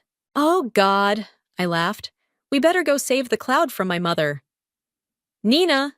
Dad caught my arm as we headed out. "You did good, kid. Really good." "We did good," I corrected him. "All of us. Together." As we walked toward the conference room, I could hear Mom arguing with Reed about storage limits, Tatum excitedly explaining the new contract terms to Paxton, and the distant sound of reporters still buzzing about the merger. This wasn't the revenge I'd planned. It wasn't even the success I'd imagined. It was better. It was family. Messy, complicated, and finally real. Ready to face the future? Dad asked. I smiled, thinking of all the battles ahead. Teaching Mom technology, merging our companies, expanding globally. But this time, we'd face them as a family. Ready, I said. Let's go save the cloud. The crunch of gravel under James's tires was the starting gun for my annual Christmas Eve ordeal. Another year, another mandatory family holiday at what used to be Grandma Evangeline's house. My name is Yasmin, and for 7 years I'd played the part of the quiet, accommodating daughter-in-law. This year, though, the script had a new ending, one only I knew about. James cut the engine. "Ready?" he asked, already sounding tired. I forced a smile. As I'll ever be. We hadn't even gotten our bags out of the trunk before Talia, my sister-in-law, burst out the front door, her voice preceding her like a herald of doom. "Finally! We thought you'd got lost. The kids are starving, and Albert's trying to figure out the new smart TV, which is, of course, beyond him." She didn't greet me, just gave a cursory nod in my direction before focusing on James. "Brother, dear, you need to help with the logs for the fire. Daddy's back is acting up." Inside, the house already felt different without Grandma Evangeline's gentle presence. She'd moved into assisted living a few months back, and this was the first Christmas without her here. The air, usually filled with the scent of her baking and quiet carols, now crackled with Talia's chaotic energy and the faint smell of her overpowering perfume. Her 2 children, bless their hearts, were running wild, shrieking as they chased each other around the antique furniture. Albert, Talia's equally entitled husband, was indeed glaring at the television screen as if it had personally offended him. "Yasmin, darling," Talia called from the kitchen, her voice dripping with false sweetness. "So good of you to grace us with your presence." I walked towards the sound, bracing myself. "Hello, Talia. Happy Christmas Eve." She waved a dismissive hand, already rummaging in a cupboard. Yes. Listen, about sleeping arrangements. James can have his old room, of course. Albert and I are in Grandma's master suite. It's just bigger, you know, and we need the space with our things." I nodded. "Of course. And the kids will take the other guest room," she continued, pulling out a stack of plates. "It's got the twin beds, perfect for them." I waited. There was only one other tiny room, more of a large closet, that Grandma used for storage. Talia finally turned, a smirk playing on her lips. "So, that just leaves the little box room for you. Or, actually, you know what? You can take the guest room closet. My kids need the bed more. You don't mind, do you? You're so adaptable." There it was, the annual humiliation, delivered with her signature condescending smile. For years, I'd swallowed it. "Yasmin, you're so good at cleaning, why don't you tackle this?" After she'd let her kids destroy the living room. "Oh, Yasmin, that dress is brave," with a once-over that made me feel like something she'd scraped off her shoe. The way she'd talk over me, dismiss my opinions, and treat me like an unpaid servant. James, bless his conflict-avoidant heart, would just whisper, "Let it go, Yas. It's not worth the fight. Just keep the peace." But this time, something was different. As her words, "You can take the guest room closet," echoed in the suddenly too warm kitchen, I didn't feel the usual sting of shame or the familiar urge to shrink. Instead, a wave of icy calm washed over me. My vision sharpened. I saw Talia, truly saw her, in all her oblivious, petty tyranny. And I remembered Grandma Evangeline. Just a month ago, I'd sat in this very kitchen, not with Talia, but with Grandma. Her hand, frail but firm, had rested on mine. This house, Yasmin, she'd said, her eyes clear and knowing. It needs someone who loves it, not someone who just sees it as an asset. Someone who will cherish the memories, not just count the square footage. Her gaze had flickered towards the hallway, where Talia had been loudly complaining on the phone about the ancient plumbing. You've been a daughter to me, child, more than some of my own blood. The next day, at her lawyer's office, Mr. Stone had watched with a kind smile as Grandma Evangeline signed the deed, her signature a little shaky but resolute. It's yours, Yasmin, she'd whispered, squeezing my hand. My solicitor has all the paperwork. Do with it what you feel is right, and don't let them walk all over you anymore. Yasmin, did you hear me? Talia's sharp voice snapped me back. I blinked, feigning confusion. Oh, sorry, Talia. The closet? Yes, of course. No problem at all. Whatever makes things easier for the children. I even managed a small, meek smile. She looked momentarily surprised by my quick acquiescence, then shrugged, already turning away. Good. Glad that's settled. Now, can you start peeling potatoes? I've got a million other things to do. Later, banished to the glorified closet, as I'd mentally dubbed it, I squeezed past dusty boxes and old suitcases. It was cramped, smelled of mothballs, and the single bare bulb cast dim, depressing shadows. I sat on the edge of a lumpy cot that had clearly been an afterthought. Perfect. James poked his head in. You okay in here? It's a bit small. It's fine, I said, my voice carefully neutral. Cozy. He shifted uncomfortably.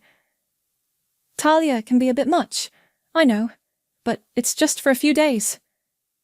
Just a few more days, I echoed, but my meaning was entirely different. He gave me a quick, apologetic smile and disappeared, probably to help Albert with the TV or fetch more logs, anything to avoid actual confrontation. Alone, I pulled out my phone. The screen glowed softly, illuminating a document I'd reviewed countless times. The formal language of the eviction notice, addressed to Talia and Albert Crawford, was a stark contrast to the festive chaos downstairs. All their names, neatly typed. The date of effect, January 2nd. A slow, grimly satisfied smile spread across my face.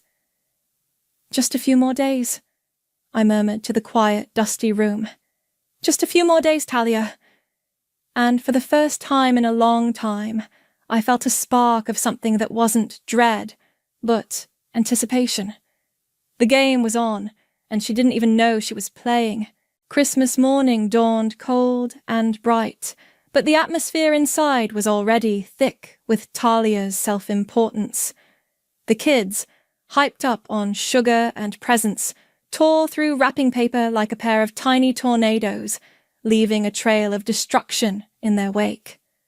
Albert grunted appreciatively at his gifts, mostly expensive gadgets Talia had no doubt picked out.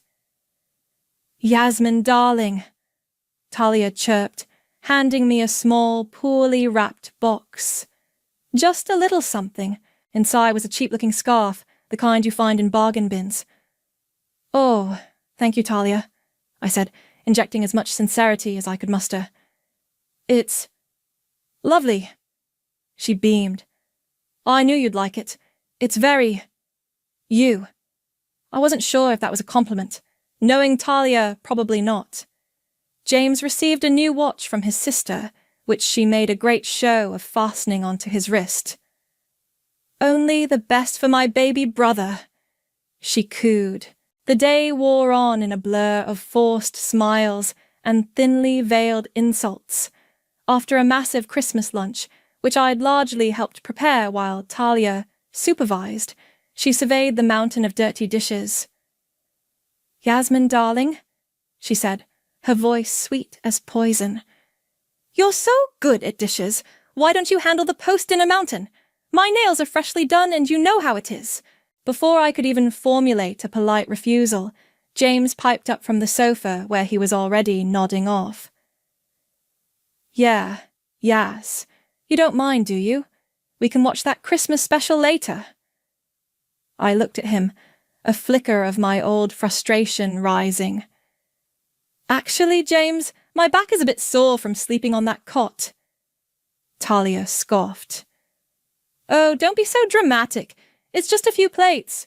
I bit back the retort I wanted to make, the one about her never lifting a finger, and turned to the sink. As I scrubbed congealed gravy off Grandma Evangeline's good china, I could hear Talia in the living room, already making plans. You know, Albert, she said loudly, this sitting room really needs an update. Grandma's taste was so old-fashioned. We could knock down that wall, open it up to the dining room. It would be fabulous for entertaining. Albert mumbled something agreeable, my hands stilled in the soapy water. This house, Grandma Evangeline's house. She was already redecorating it in her mind, a house she believed would one day be partly hers through inheritance. A memory surfaced, sharp and clear. Last spring, Grandma had taken a nasty fall. I'd rushed over, staying with her for a week, helping her bathe, cooking her meals, reading to her when the pain kept her awake.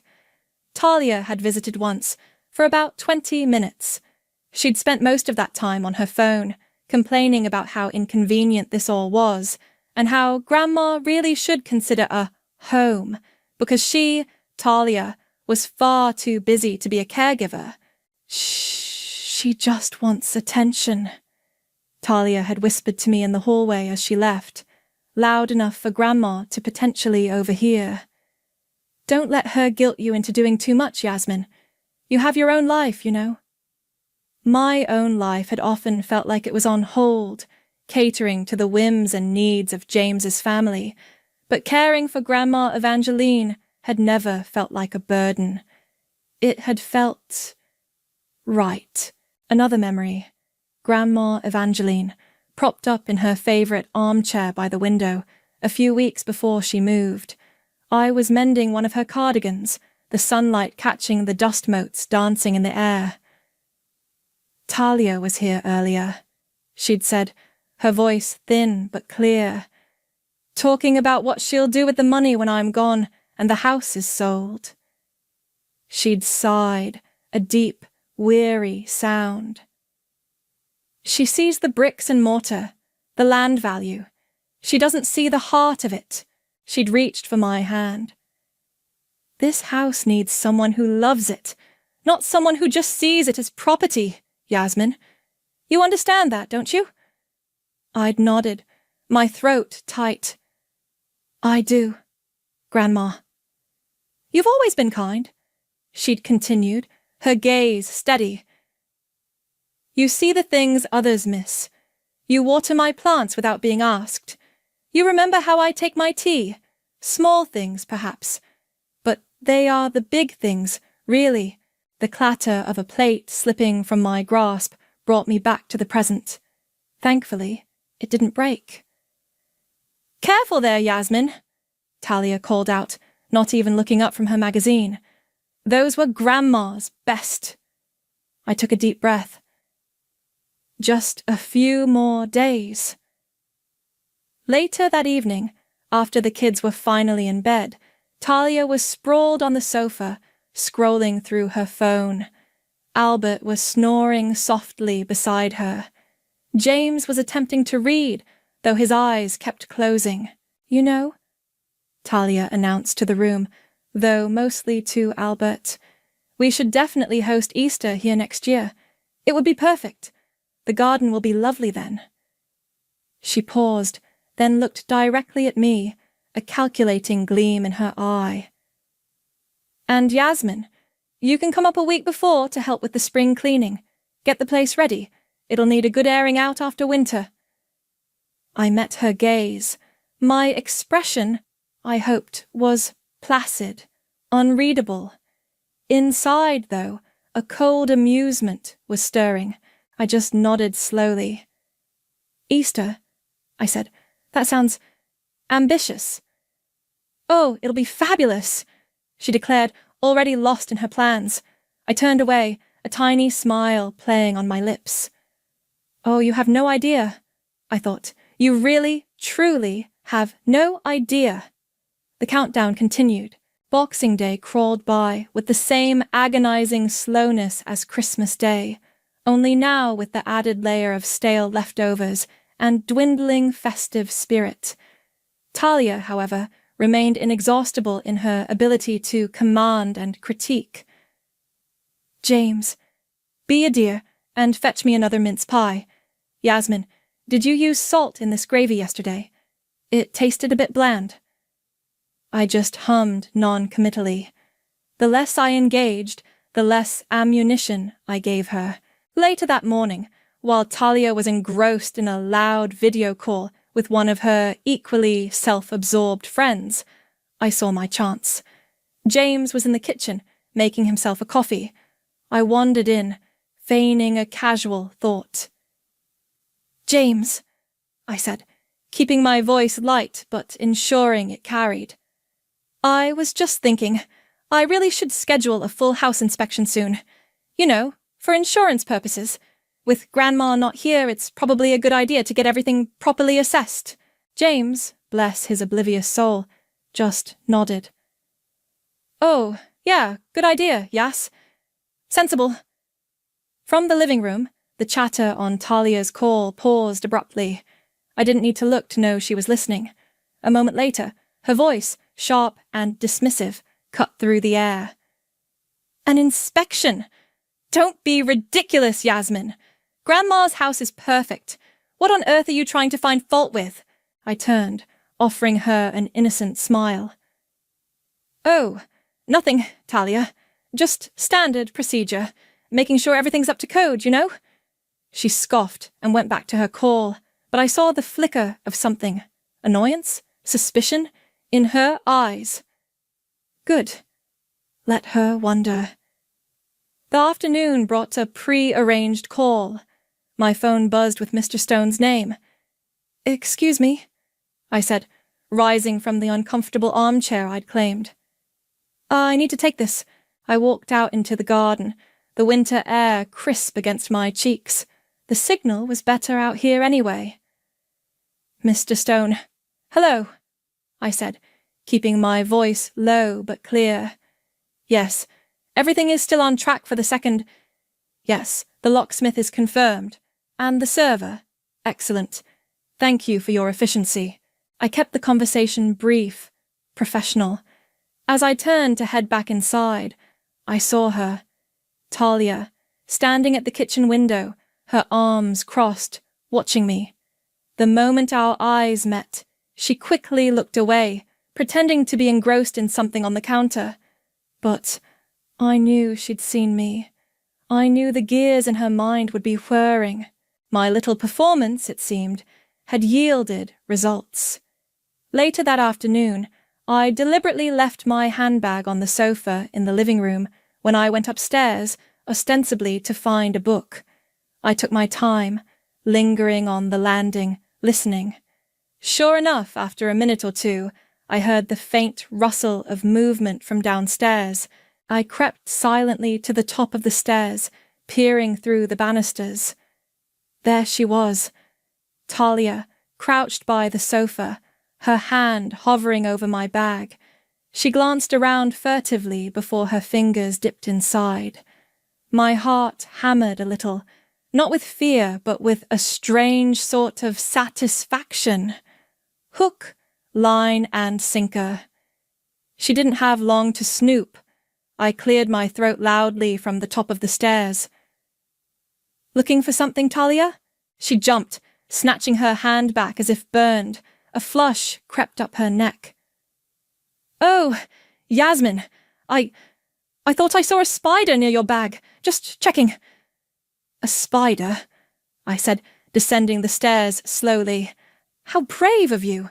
I didn't take you for an arachnid enthusiast. Her eyes narrowed. The embarrassment was quickly being replaced by her usual belligerence. "Don't be smart with me." The rest of the evening was thick with unspoken tension. Talia kept shooting me suspicious glances. James, picking up on the vibe, looked increasingly uneasy. He tried to draw me into a conversation about holiday movies, but I kept my answers short. I wanted her to stew. I wanted her to imagine all sorts of scenarios, none of which, I was fairly certain, would come close to the truth. Finally, as I was heading to my glorified closet for the night, Talia cornered me in the hallway. Her voice was low, accusatory. "What are you hiding, Yasmin?" she hissed, her eyes like chips of ice. "I saw you in the garden, whispering on the phone, and that talk about inspections. Are you in some kind of trouble? Financial trouble? Don't think you can drag James into your mess. Whatever it is." I stopped, turning to face her fully. This was it, the first real crack in her composure, the first sign that my little seeds of doubt were taking root. I could have been meek. I could have been dismissive. But Grandma Evangeline's words echoed in my mind. "Don't let them walk all over you anymore."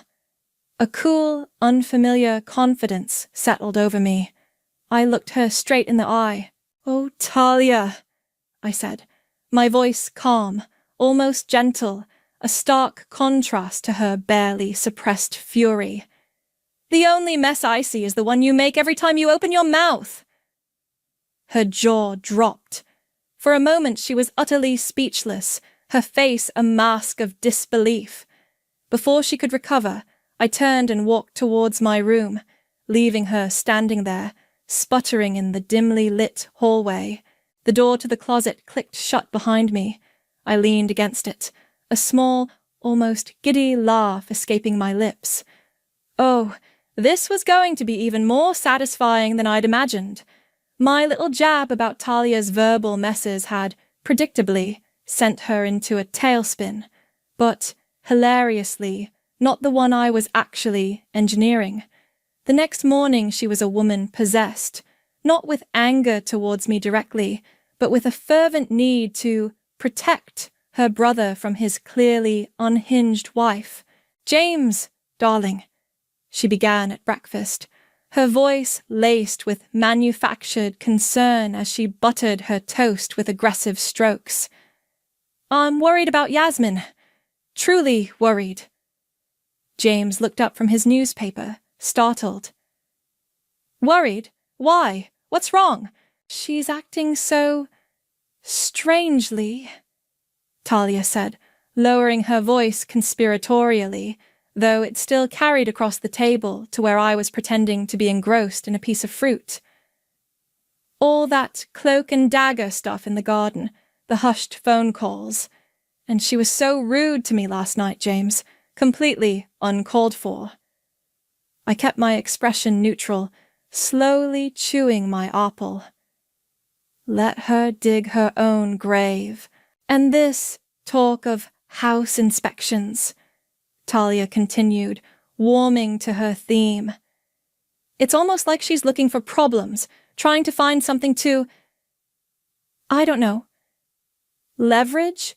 Her new theory, it seemed, was that I was either in deep financial trouble and trying to find a way to sue the estate, or, even better from her perspective, I was planning to divorce James and was trying to gather evidence of something. What? I wasn't sure. Perhaps that the house was structurally unsound, and therefore James owed me a bigger settlement. Her logic was as convoluted as her personality.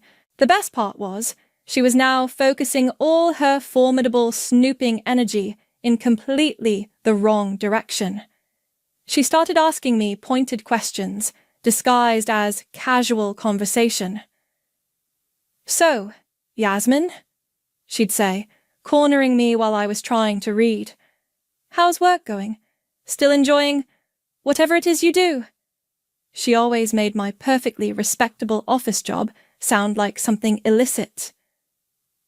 It's fine, Talia, I'd reply, not looking up. Busy, as usual. Busy with what, exactly? She'd press. Anything new happening? Any big projects? Just the usual end-of-year reports, I'd say, deliberately vague. I even accidentally left a fake printout from a debt consolidation website peeking out of my laptop bag one afternoon. I saw her eyes linger on it when she thought I wasn't looking. Her campaign to warn James intensified. I'd overhear snippets of their conversations. James, you need to be careful. She's not herself. I think she might be hiding something serious.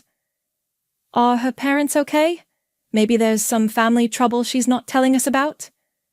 This one was rich, considering how little Talia cared about anyone outside her immediate orbit. You should check your joint accounts, James, just to be safe. To his credit, James initially brushed off her concerns. Talia, she's just stressed. It's the holidays. But Talia was persistent, a dog with a bone, and James, with his inherent desire to avoid conflict and believe the best of his sister, or perhaps the worst of me, after years of her subtle poisoning, started to waver. The atmosphere grew thick with his unease. He started watching me more closely, his brow furrowed. Are you sure everything's okay, Yas? He asked one evening, as I was meticulously shredding some old, unimportant bank statements, mostly for show, knowing Talia's eagle eyes were probably on me. I'd made sure to let her see me looking stressed while doing it. Everything's fine, James, I said, perhaps a little too brightly. The misdirection was working beautifully. Talia was so convinced I was on the verge of a personal meltdown or some grand financial con that the idea of me having any power or claim over the house itself never even crossed her radar. She saw me as a problem to be managed, a potential threat to James's assets, not as someone who could actually upend her entire world. The climax of Talia's misguided investigation came late one night. I was in the kitchen, making myself a cup of tea, when James walked in, looking grave. Yasmin, can we talk? Of course, I said, bracing myself. He leaned against the counter, his arms crossed. Talia said she saw you shredding bank statements earlier, a lot of them, and she mentioned you seemed agitated. I met his gaze, keeping my expression carefully composed. Is everything all right, Yasmin? He pressed, his voice tight with worry. With us? With your finances? Are you okay? You can tell me if something's wrong.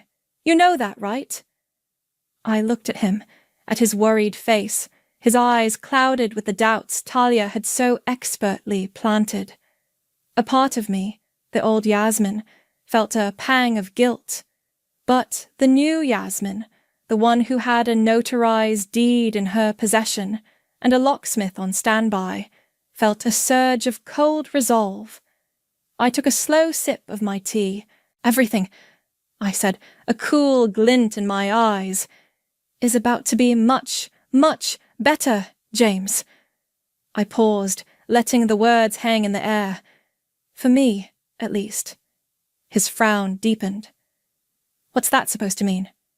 I just smiled, a small, enigmatic smile. You'll see. He looked thoroughly unsettled, and for the first time, I saw a flicker of fear in his eyes that wasn't just about my supposed financial woes. It was a fear of the unknown, of the woman he thought he knew, who was suddenly acting like a stranger. Good. He needed to be unsettled. He needed to understand that the ground beneath all their feet was about to shift, dramatically. The days leading up to New Year's Eve felt like walking a tightrope. The air in Grandma Evangeline's house was so thick with tension you could practically taste it. Talia's suspicious glares followed me everywhere, her whispers to James growing more frequent and urgent. It was clear she'd also been talking to her parents, Richard and Rebecca, because their interactions with me became noticeably cooler, tinged with a sort of wary disapproval. "Yasmin, dear," Rebecca had said yesterday, her smile not quite reaching her eyes. "Talia mentioned you weren't feeling quite yourself. Is there anything we can do?" "I'm perfectly fine, Rebecca. Thank you," I'd replied, my own smile polite but firm. "Just looking forward to the new year?" Richard just grunted whenever I was in the room, his gaze lingering on me a moment too long, as if trying to decipher a particularly troubling puzzle. They were clearly buying into Talia's narrative that I was the one acting strangely, the one being difficult. It was almost comical how easily they accepted her version of events, how blind they were to her own manipulations. I tried to ignore them, focusing on the final details of my plan. I exchanged discreet texts with Mr. Stone, confirming the locksmith's arrival time on January 2nd, 9 a.m. sharp. The process server would arrive simultaneously. I pictured their faces, Talia's especially. The thought sent a shiver of grim satisfaction down my spine. One evening, when the house was quiet, everyone else absorbed in a loud action movie in the living room, I found myself standing before Grandma Evangeline's photograph on the mantelpiece. It was a lovely picture, taken a few years ago in her garden, her eyes crinkling at the corners with her familiar, gentle smile. "I hope I'm doing the right thing, Grandma," I whispered to the image. "You told me not to let them walk all over me." "Well, I'm not. Not anymore." Her silent, smiling face seemed to offer a quiet reassurance. This house deserved peace, and so did I. The strain was clearly getting to James. He looked perpetually stressed, caught between his sister's relentless campaign and my increasingly aloof behavior. He tried, in his usual way, to smooth things over, to restore the peace that always came at my expense. "Yasmin," he said, catching me alone in the kitchen as I was making a grocery list for my own future use in my kitchen. "About what you said to Talia the other night? About the mess she makes?" I didn't look up. "What about it?" "Well, it was a bit sharp, don't you think?" he ventured, wringing his hands slightly. "She was pretty upset. Can't we just, try to have a peaceful new year? Maybe you could just apologize? For her sake? For my sake?" I finally looked up, my pen hovering over the paper. "Apologize?" I repeated, my voice dangerously calm. "Apologize for what, James? For her being rude and accusatory? For her spending the entire holiday treating me like dirt? Or should I apologize for finally saying something other than, 'Yes, Talia, whatever you say, Talia'?" He flinched. "I just mean, for the sake of harmony. You know how she gets." "Oh, I know exactly how she gets," I said, my voice hardening. "And I'm done. I'm done apologizing for existing in her orbit. I'm done being the family shock absorber. If Talia wants peace, she can try being a decent human being for a change." James stared at me, his mouth slightly agape. This was a Yasmin he didn't recognize, and frankly, it was a Yasmin I was only just getting to know myself. It felt liberating. "But it's New Year's Eve tomorrow," he stammered. "Can't we just pretend?" "I'm done pretending, James," I said, turning back to my list. "Some things aren't worth pretending about anymore." He walked away, looking defeated and more confused than ever. The chasm between us was widening, and I knew the events of January the 2nd would either bridge it or shatter it completely. Later that night, as I was heading to my cot in the closet, I passed the living room. The movie was over, and Talia was on the phone, her voice low but carrying in the quiet house. I paused, hidden in the shadows of the hallway. "No, he's completely clueless," Talia was saying, a smug little laugh in her voice. "Honestly, I think she's about to crack. All this weird behavior. I wouldn't be surprised if she tries to leave him after the holidays. Good riddance, I say." My blood ran cold. "And then," Talia continued, her voice dropping even lower, but I could still hear every venomous word, "we can finally get this house sorted. Get it sold. Get our inheritance from Grandma. It's about time. This place is a gold mine, and it's just sitting here." I stood frozen, my fists clenching so hard my nails dug into my palms. Her greed, her utter disrespect for Grandma Evangeline's memory, for the home Grandma had loved. It was breathtaking. Any lingering doubt, any tiny speck of hesitation I might have harbored about the severity of my plan, vanished in that instant. It wasn't just about years of petty slights anymore. It was about justice for Grandma. It was about protecting her legacy from vultures like Talia. My decision, already firm, solidified into unshakable resolve. January the 2nd couldn't come soon enough. New Year's Eve, the final day of the charade. While Talia and her brood were loudly planning their evening festivities, oblivious to the storm brewing, I was in my cramped closet room, methodically packing a small overnight bag. Not with the clothes I'd worn over the holiday, but with essentials. A change of clothes for tomorrow, toiletries, my phone charger, and a slim file folder. This folder was the key to everything. James found me there, zipping up the bag. His face was a mask of suspicion and worry, etched deeper by Talia's relentless complaints about my erratic behavior. "What are you doing?" he asked, his voice tight. "Where are you going with that bag?" "Just getting a few things organized," I said, trying to sound casual, but my heart was thumping. This was it. The point of no return. He wasn't buying it. His eyes, narrowed and searching, scanned the room, then landed on the bag. He stepped closer. "Organizing for what, Yasmin? You've been acting strange all week. Talia's right. Something's going on with you." "Something is definitely going on," I agreed, my voice quiet but firm. He reached for the bag. "What's in here?" Before I could stop him, his fingers brushed against the edge of the file folder, peeking out. He pulled it free. His eyes scanned the top document, a crisp, official-looking paper. I saw the exact moment he registered the words. "Deed of gift." And then, in bold letters, my name, Yasmin, followed by Grandma Evangeline's. He looked up at me, his face draining of color.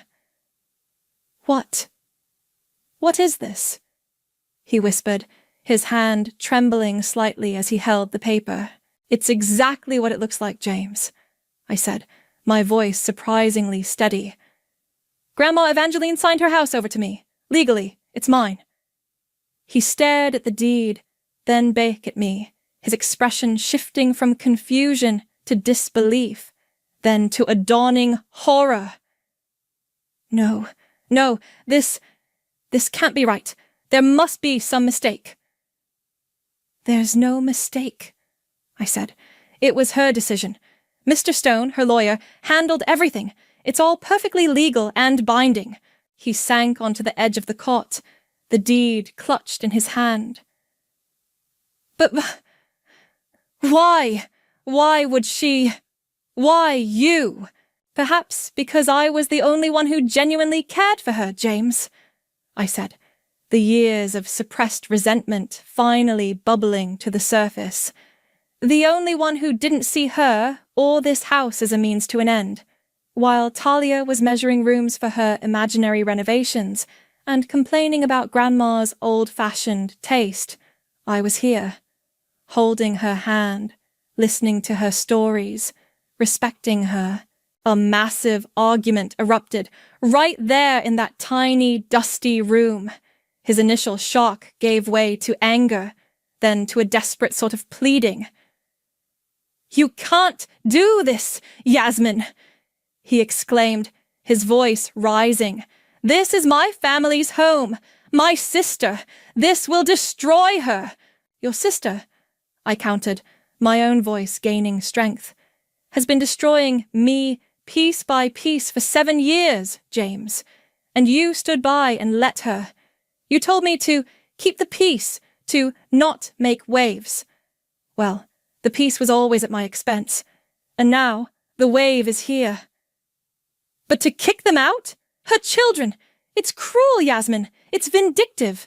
Is it more cruel than being relegated to a closet in what is now my own house?" I shot back. "Is it more vindictive than years of condescension, humiliation, and being treated like an unpaid servant? Grandma knew what she was doing. She knew Talia. She knew Albert. She knew they felt entitled to this place, and she made sure they wouldn't get it." He ran his hands through his hair, his face pale and distraught. "We need to talk to Talia, to Dad and Mom. We need to figure something out.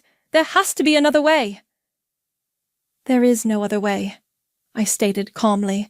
"I've already figured it out. On January the 2nd, I'm changing the locks. Talia and her family will be served with an eviction notice. They'll have a legally stipulated amount of time to remove their belongings." He stared at me, aghast.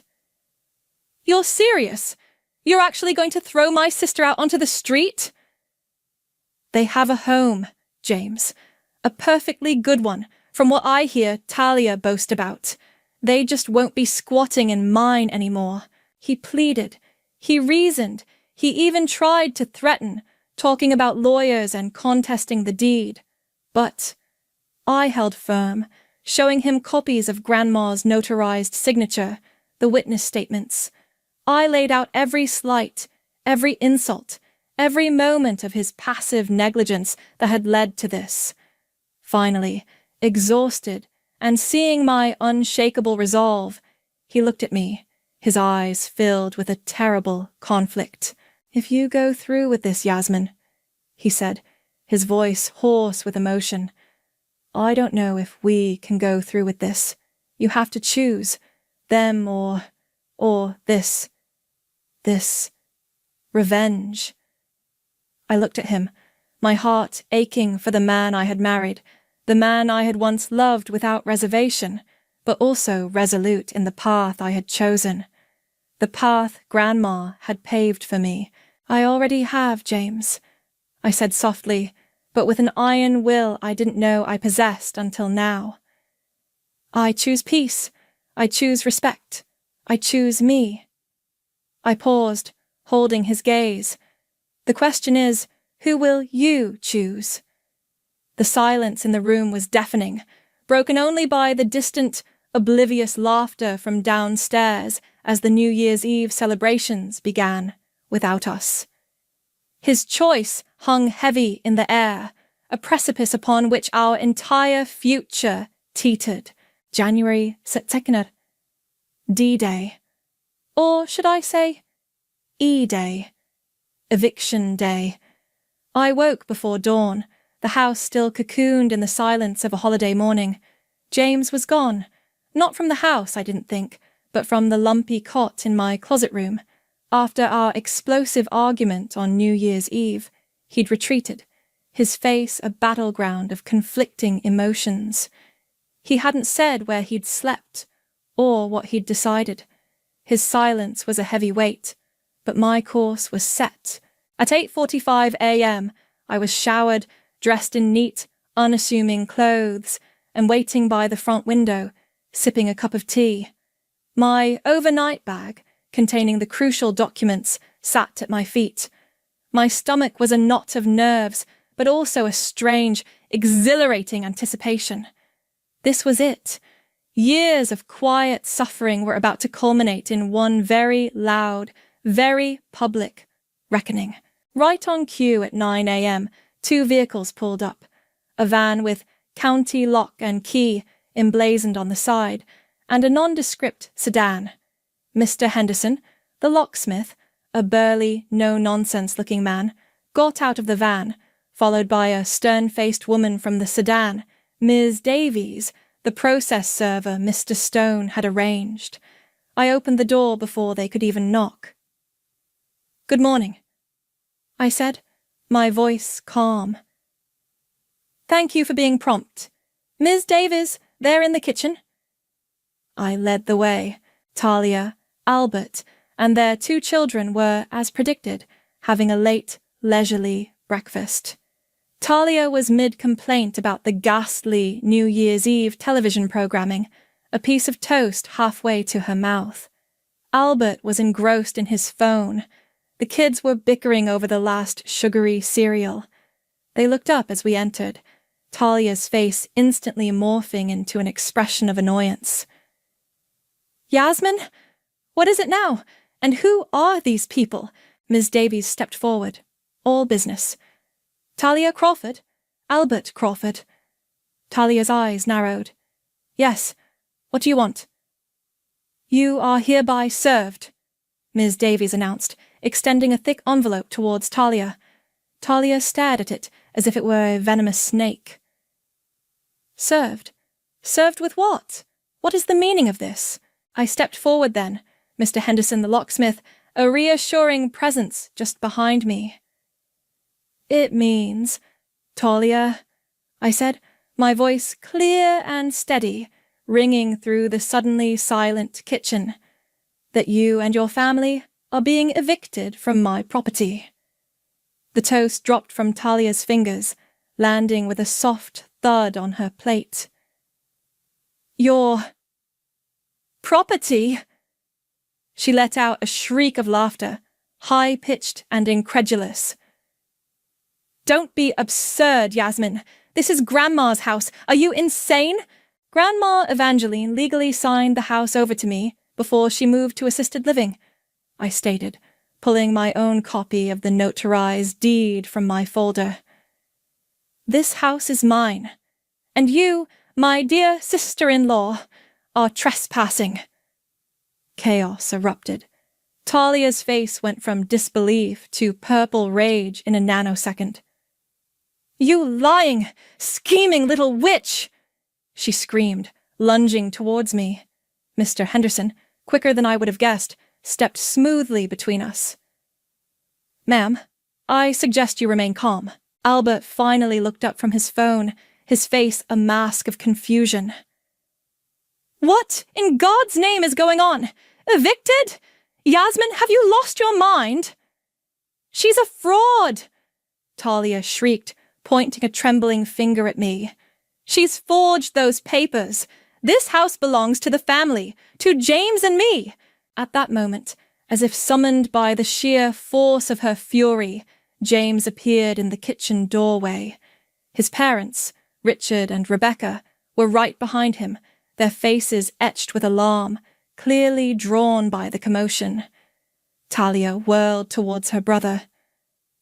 "James, tell this lunatic! Tell her she can't do this! This is our grandmother's house!" James looked from Talia's enraged face to my calm one, then down at the official-looking document Ms. Davies was still holding out. His expression was unreadable, torn. "Yasmin!" Richard, his father, blustered, stepping forward. "What is the meaning of this outrage? You can't just throw my daughter out of her grandmother's home." "With all due respect, Richard," I said, my voice unwavering, "it is no longer her grandmother's home. It is my home, and I have every legal right to decide who resides here." I held up the deed. Grandma Evangeline made her wishes very clear. She also left a letter. I pulled another paper from my folder. "Perhaps you'd all like to hear it."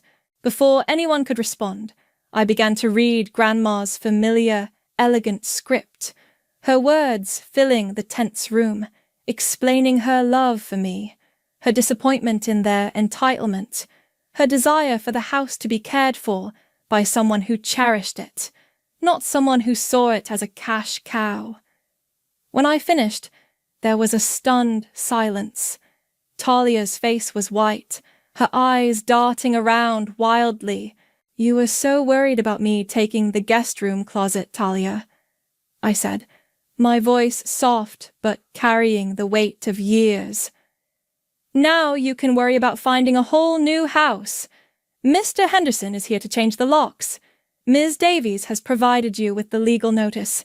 You have 2 hours to vacate the premises with your personal belongings." 2 hours? Talia shrieked. "That's impossible. We have children. Where are we supposed to go?"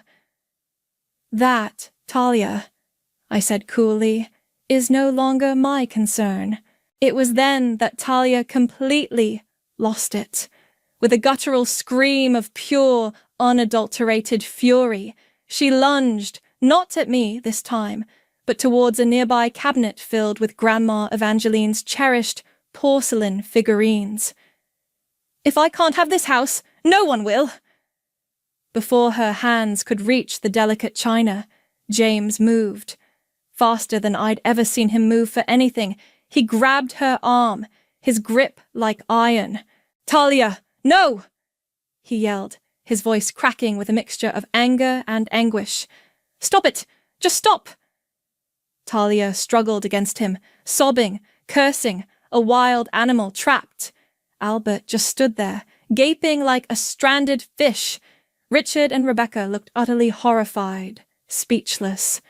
James looked at me then, over Talia's heaving shoulders. His eyes were filled with a profound shame, a dawning understanding, and something else. Respect. "Get out of my house!" I declared, my voice ringing with an authority I didn't know I possessed. "All of you who don't respect what this place stands for, get out!" The locksmith, taking his cue, headed towards the front door. The sound of his drill starting on the old lock was the sweetest music I had ever heard. The 2 hours that followed were a blur of frantic activity, shouted accusations, and slammed doors. Talia, under the stunned and increasingly disapproving eyes of her parents and the firm, silent presence of Ms. Davies, directed Albert and a very subdued James in haphazardly throwing their belongings into suitcases and boxes. The children, confused and tearful, were bundled into their coats by Rebecca, who shot me looks that could curdle milk, but said nothing further. Talia didn't speak to me directly again, but her glares were venomous. She did, however, make a few parting shots as they finally began to load their car. "You'll regret this, Yasmin!" She spat, her face blotchy and tear-streaked. "You'll be all alone in this big, empty house. No one will want anything to do with you." Albert, looking utterly defeated, just muttered something about lawyers, but there was no conviction in his voice. He knew. They all knew. Grandma Evangeline had been meticulous. Richard and Rebecca were the last to leave. Rebecca paused at the doorway, her expression a mixture of anger and a strange, reluctant sorrow.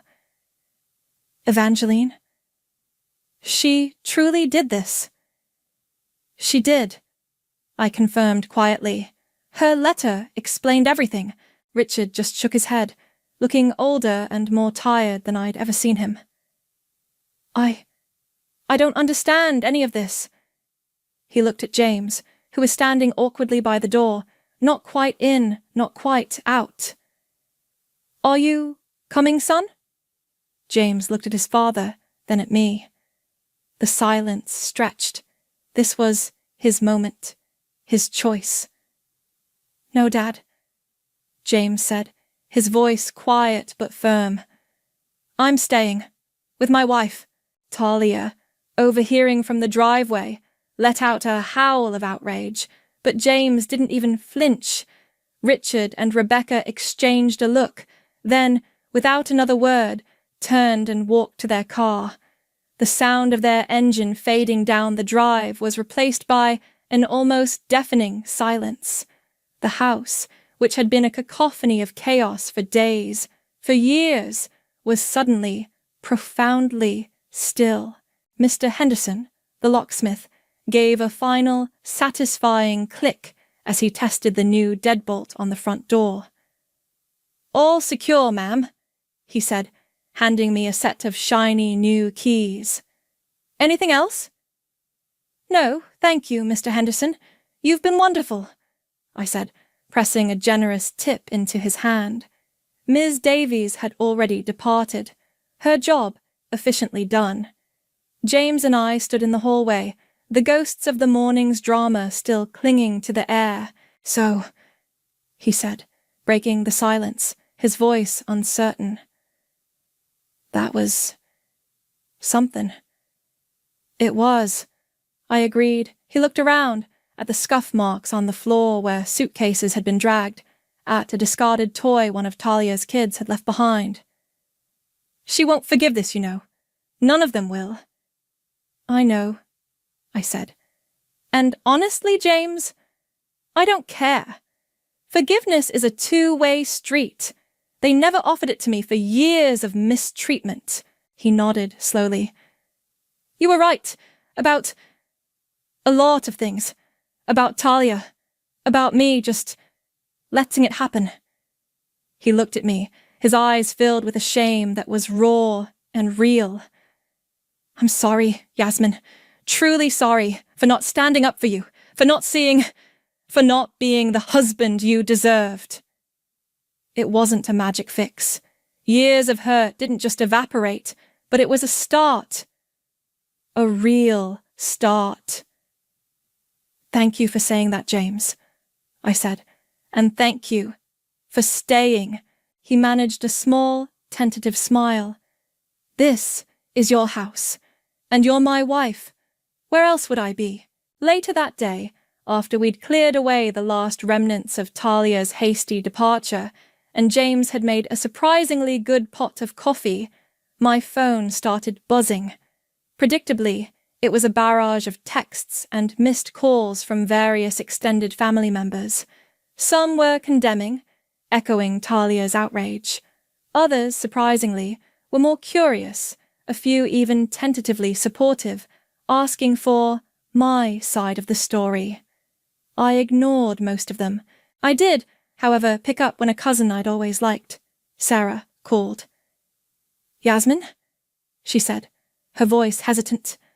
I heard what happened. Are you okay?" "I'm more than okay, Sarah," I said, a genuine smile spreading across my face. "I'm finally home." We talked for a while. It turned out many in the wider family had seen Talia's entitlement for years, but had been too cowed to say anything. There was a quiet undercurrent of, "Good for you," in Sarah's tone. As evening drew in, James and I sat in the living room. He was quiet, contemplative. I walked over to the answering machine, Grandma's old one, but it still worked, and pressed record. "Hello?" My voice, clear and firm, filled the quiet space. "You've reached the residence of Yasmin. Please leave a message." No more Watts residence. Just Yasmin. I began to unpack the few things I'd brought with me, not into the glorified closet, but into the main guest room, the one Talia's kids had occupied. It felt symbolic.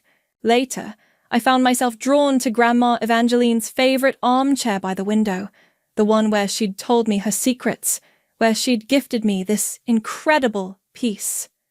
The setting sun cast long shadows across the lawn. The house was quiet, truly quiet, for the first time since I'd arrived for Christmas. It was a liberating, peaceful silence. James came and stood beside me, looking out the window. "It's a beautiful view," he said softly. "It is," I agreed. Some bridges were definitely burned, perhaps beyond repair. But, as I sat there, a cup of tea warming my hands, a genuine, peaceful smile on my face, I knew new, healthier paths were opening up. Talia and Albert would face the consequences of their actions, the upheaval and humiliation they so richly deserved. As for me, I had my home, I had my peace, and I had reclaimed my self-respect. Grandma would have liked this, I murmured, more to myself than to James. He reached out and gently took my hand. Yeah, he said. I think she would have. The karma was complete, and it was, in a word, satisfying.